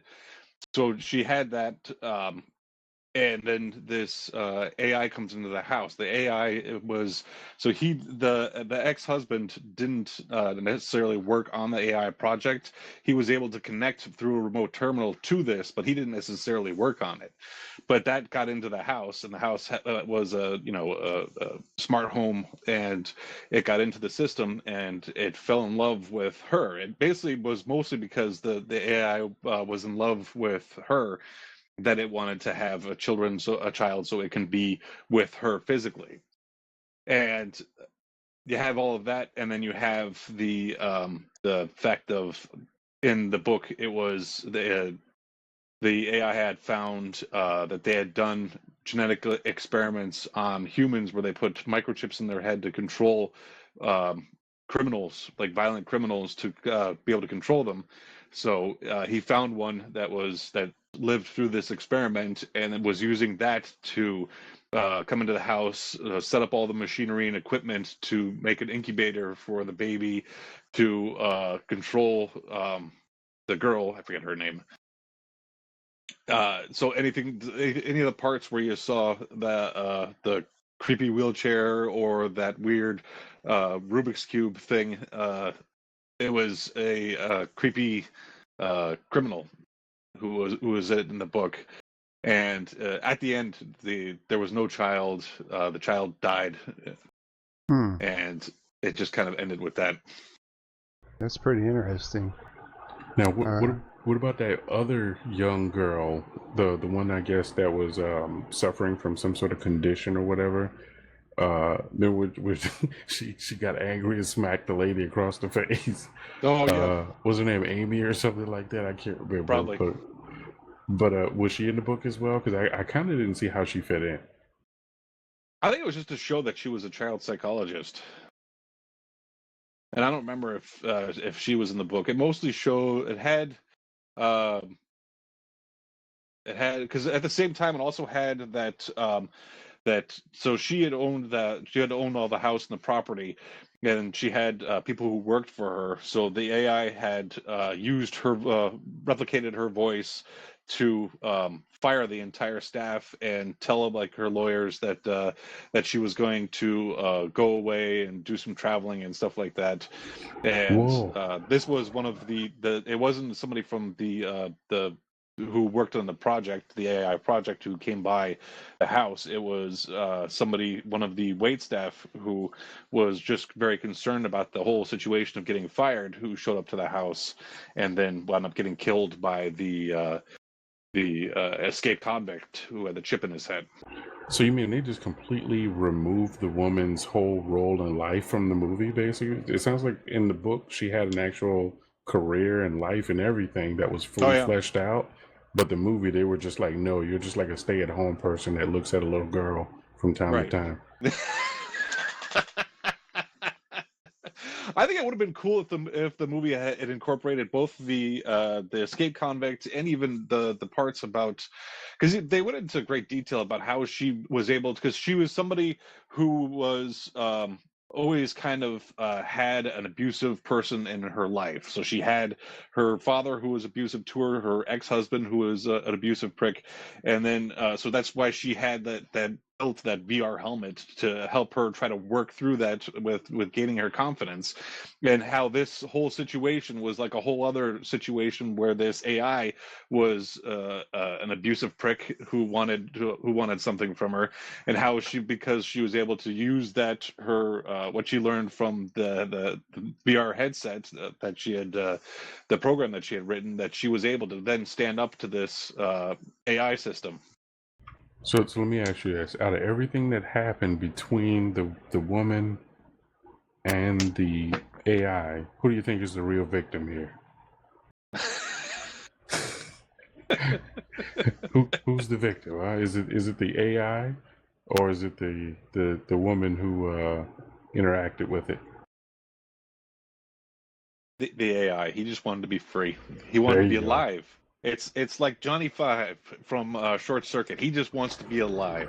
Bro, that's exactly what I thought about when I saw the camera things. You know, I was thinking, man, this is Short Circuit all the way. Yeah, weren't the cameras inside the house? They had like two lenses on them, like little eyes. Yeah. That's just fucking creepy on its own. And when she threw the eggs on the monitor on the camera lenses, it got aggressive for a second. It was like, you need to clean this up. It heated up the floors to burn her feet. Poor AI. It was misunderstood. Before we move from this topic, do you want to take a guess at some of the other big movies, sci-fi movies that came out around this time?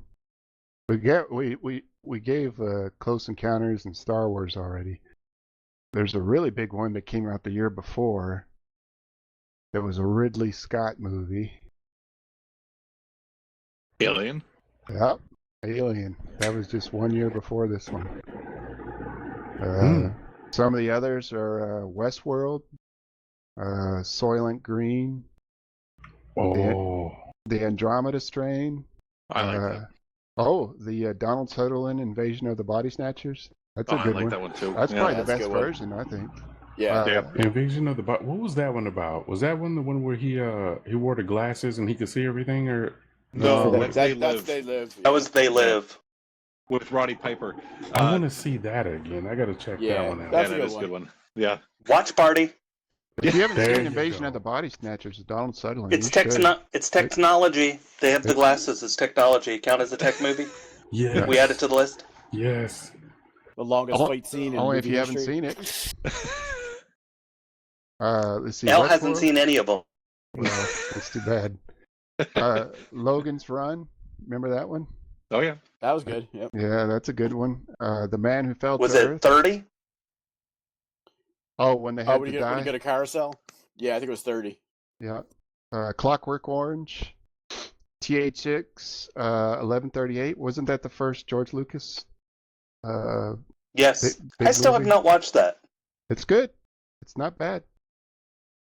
Disney's, I think I have it on Blu-ray. Disney's The Black Hole was Oh, that's so good. 1979. Yeah. I have not seen Saw that in theaters as a kid. It's good. It's kind of a dark movie for Disney, but it's pretty good. I need to watch. That's one movie I need to watch again because that was actually so good.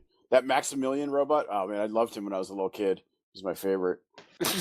Oh, he was like the orange and silver. Yeah, the red bad robot. Yeah. He was cool. A Boy and His Dog. Remember that with Don Johnson? Yep. That was a great one. Let's see. Oh, Superman, the movie. Came out in 1978. I don't know if that's really a sci-fi movie, though. Yeah, I'm not sure if that would be sci-fi because... Oh, you know what? No, it would because remember his technology from the ship that he used to make his... what was it called? Fortress of Solitude or whatever?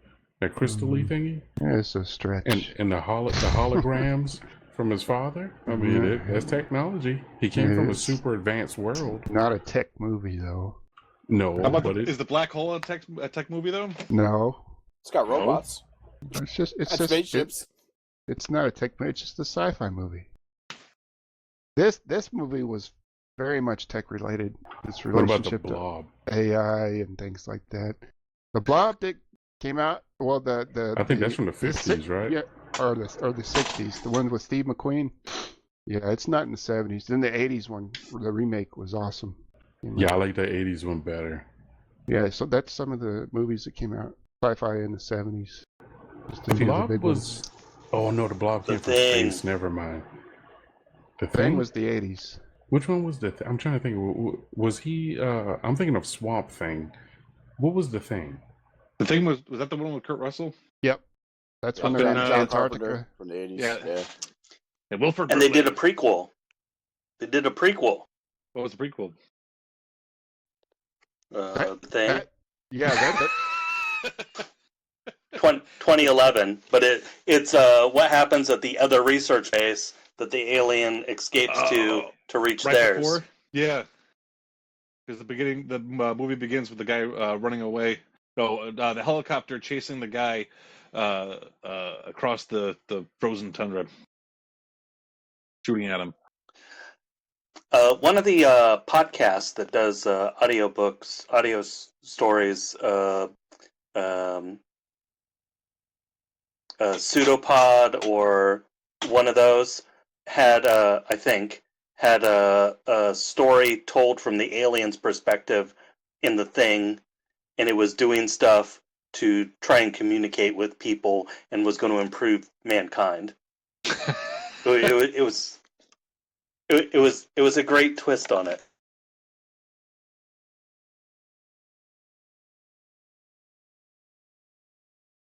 All right. So after all of that, what is our movie? Since you didn't like any of our suggestions. So we the gotta movie rate. We gotta rate this one. Oh yeah. Oh, I give it a thumbs up. Thumbs up, up. yeah, for sure. I think Yep. unanimous. Yeah. Definitely So, entertaining. yeah, I just pulled it up. The movie is from 2020. It's called Tenet. Isn't that the Christopher Nolan movie? Yeah. I've been waiting to watch that. Yep. I've never seen it. You've been waiting to watch it? I have. It's been on my list to watch. Oh. It's an interesting movie where you. It has to do with Yeah. time travel, right? Yes. It is sort of, yeah. Yeah, it's you moving forward and people moving forward in time and people moving backward in time at the same time. Isn't everybody moving forward in time? Yes, but again, it's people who are moving forward in time and people who are moving back in time at the same time. Yeah, did they let have me- certain materials to do it or something? You had to go like in a room, wasn't it? Yeah, There's I don't know. a I room can't you remember. went into. There was that whole different, but that war at the end with Well, we people haven't moving seen forward it. in Don't time versus spoil people it. who are going back in time. People are shooting, and it's just fucking weird. Well, I'm looking forward to seeing it. Makes Inception look sane. I liked Inception. Me too. It was a fun movie. It's I've a cool movie. I've never seen that. Everyone I No. know talks about it. Whatever, so, Morty. It gives me Christopher Nolan has this weird way of like doing things that have to do with time that kind of give you the creeps almost or get under your skin. With Inception, it was when he was stuck in that, each layer in a dream you go down, time moves by even slower, and he was So down several layers, You see the van going slowly over the bridge into the water, and it shows the different layers of which all that's happening.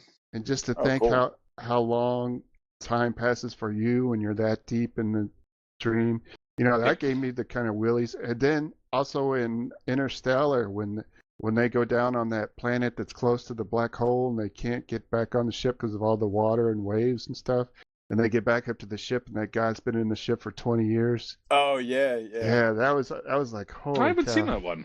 Oh, you haven't seen Is that good? Interstellar? Interstellar. It's okay. Yeah. It's not Neither bad. have I. It's kind of long. It's very Yeah. long. It's pretty corny at the end, but there's some cool, like time-related time dilation things that go on. It's pretty because of the black hole and stuff. They got an audio It's book worth on a it. watch. Yeah. What's that? Do they have an audio book on it? What, Interstellar? Yeah, Was it based on a book? I don't know. Because if it's a long movie, I'm probably not going to be able to watch that, but I'll listen to it. It may be. Let's see. Look it up later. All right, Tenet.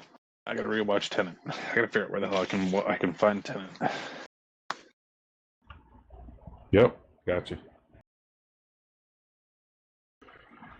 We're Honky. watching it. We're watching it at Mordancy's place. Let's see. If it's not somewhere free, I'll put it on the NextCloud. Yeah, you had not. I don't see it free, but it's. I have it on my Plex. Right? I've been waiting to watch it. Yeah, I'll put it on. I'll put the link in the matrix. Pull it down. But anyway, so that's the movie. I have everything. I have everything else updated for it. All right, cool. Maybe I click save and it's not doing anything. On Matrix. Okay. I should log into Matrix. What Matrix client do you guys use a Matrix client, or do you do the browser? I just use the Element. Element web browser client. Yeah, a web client from Element. I used Element, Element. mobile, and Element in the browser and the app on my phone. Yep, same here. All right. Yeah, because same thing here. I'm in the browser with Element. I have a separate browser profile to use it in because my main profile, it has all the security features on it, so Element doesn't work properly there. And I also use it in the Thunderbird client as well. And I like the Thunderbird client because you can get better logs there. So I try to first open it in Thunderbird so that the logs could back up. And then if I'm going to view the video channel, which by the way, that tow truck video was insane. But yeah, if I'm going to view that, I have to do that on my phone. For some reason, Firefox has what do you call it, the MIME issue or whatever with the media type. Yeah. So I have to do that on the phone. Hey, that's saved, Mordancy. I see it. You changed the topics. Worked. I went and followed up that tow truck video as well. Turns out that guy made it. I thought for sure he wasn't going to make it, but he made it. Did he? Yeah, he made it. He went to the hospital, shared his story on social media, and really? they made an arrest on the characters who performed that task. And let me just say this, right? In ye old Dominion, you can get something called a DCJS. I have one, and that allow you to operate tow trucks. At no point is it worth your life to snatch. All right, That's no crazy. point. So he would do that. He knew the guy was in the car. Right? He saw him. The guy walked right beside him. He had to stop moving back because he was pulling the line back, and the guy walked behind him. So he had to stop so he wouldn't bump into the guy as the guy made his way behind him to jump into the driver's seat of the car. By the way, if you guys are wondering what we're talking about, there's a video channel. If you join our Matrix, you'll have access to thousands of videos. And one of them is a tow truck driver who's trying to tow away a car that a guy is, I guess it's his car, and he jumps in the car while the driver is hooking it up to the tow truck. And he's under the car. Isn't he under it when it happens, trying to hook the cable up or something? Yeah, and here's the thing. The guy fires up the car, I think, while he's under it, right? Like, when it's happening, he fires up the car. Ooh, it's got glare on it. But, yeah, it's got some mean glare on it. You might have to, I think the monitor has the glare that was shining on it. Yeah, that's better right there. By the way, my brother did some towing in certain parts of Boston, and when somebody drew down on him, he with a pistol, he decided that the tow truck business was not for him at the time. Yeah, and they train you about all that kind of stuff as well. When it comes down to that, you're not supposed to interact with people because they make it clear to you people are going to be angry. You're taking their property. And depending on what type of towing you're doing, like not roadside recovery or anything, but actual recovering for a dealership or anything, you Repo have to Man. yeah, you have to call it all in, otherwise you're committing theft. So there's rules around it. That's why you have to go get a DCJS to do all of this. They fingerprint you and everything. Like you got to send it into, I think it's the state police, and they forward it over to the to like the FBI or something. But either way, you go through all of that. And whenever you go for a company, whatever company you work for, they train you, you have to call all of this in. You cannot just go snatch a car. So, you know, when you ID the vehicle, you have to call it all in so that the police is aware this is a recovery, and they have to know that ahead of time because people go crazy. When you go to take that vehicle, sometimes things get out of hand, like with this individual. And I mean, think about it. When he takes possession of his own vehicle, meaning put the key inside of it, you are done. Tow is over. You do not touch it at that point. But this guy's different. Well, I believe my brother was doing traffic tows, not repos. But still, if somebody is getting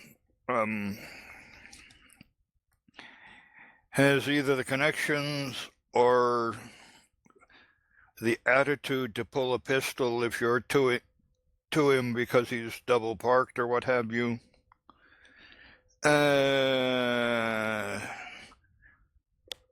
that's not a friendly business to be in. No, it isn't. And that commission work doing that, oh my God, that just makes my stomach hurt just thinking about it. Going around snatching people's car when they're in the store or something, like, no. Because especially if they have kids or whatever, I just couldn't do it to them. I couldn't. I know that they're wrong for parking in handicapped spots and double parking and things of that nature, but to just take a person's car while they're in this, nah, I couldn't do it. The worst Also- is go ahead. Also, when he took his tow truck back to the shop where he was going from, one of the old timers there pointed to a tow truck that they weren't using, or a truck that it used to be a tow truck or something, and it had a bullet hole in it. So this was not exactly an uncommon event that to people who were dealing with, trying to enforce traffic regulations or what have you. And my brother decided he'd rather go back to fixing Volkswagen. One of the things that made me laugh about that scenario with the guy that got his head ran over, did you guys hear what he was saying after he had his head ran over? What is it? Call the hospital, or I can't remember.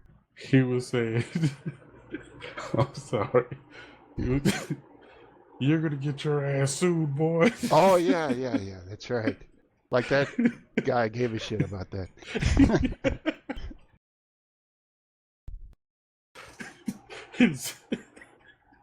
Just ran over your head, and the first thing you say is,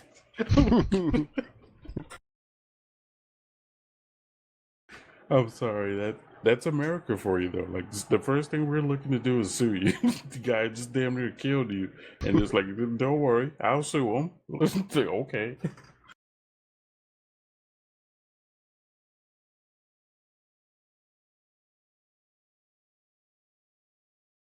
All right. Do we have anything else? Oh, go ahead. I updated the show notes to include the Linux Phrasebook, Yep. at least by title.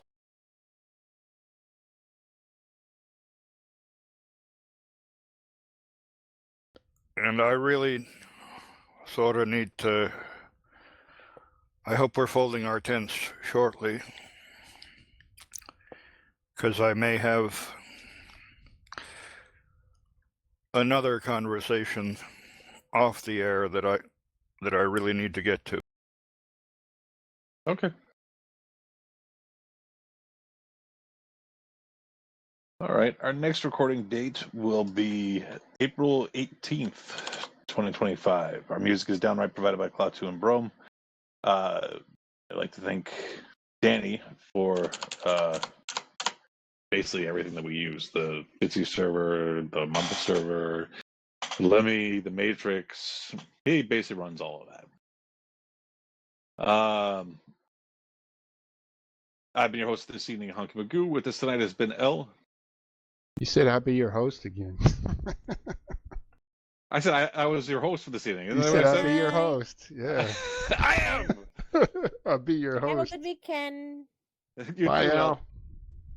Lovecraft, Good night, everybody. Good night. Minnix, Good night. Mordancy, Good night, everyone. netminer. Good night, and thank you, El, for bringing art to our dull corner of the world. And Scotty. Good night, everyone. I Alright. try to draw you one, but I'm not ready yet. You got to be careful showing the artwork, man. You can't let the AI steal your work. You got to put a what do you call those things? A QR code. Put a QR code on there that'll poison the AI. Is that what they're doing? No, I just made that up. I don't know if that works or not. There but, is something that they're doing. I'm not sure exactly what they're doing, but there's something that poisons it that they put in artwork and images and things like that. Hide QR code viruses in your images.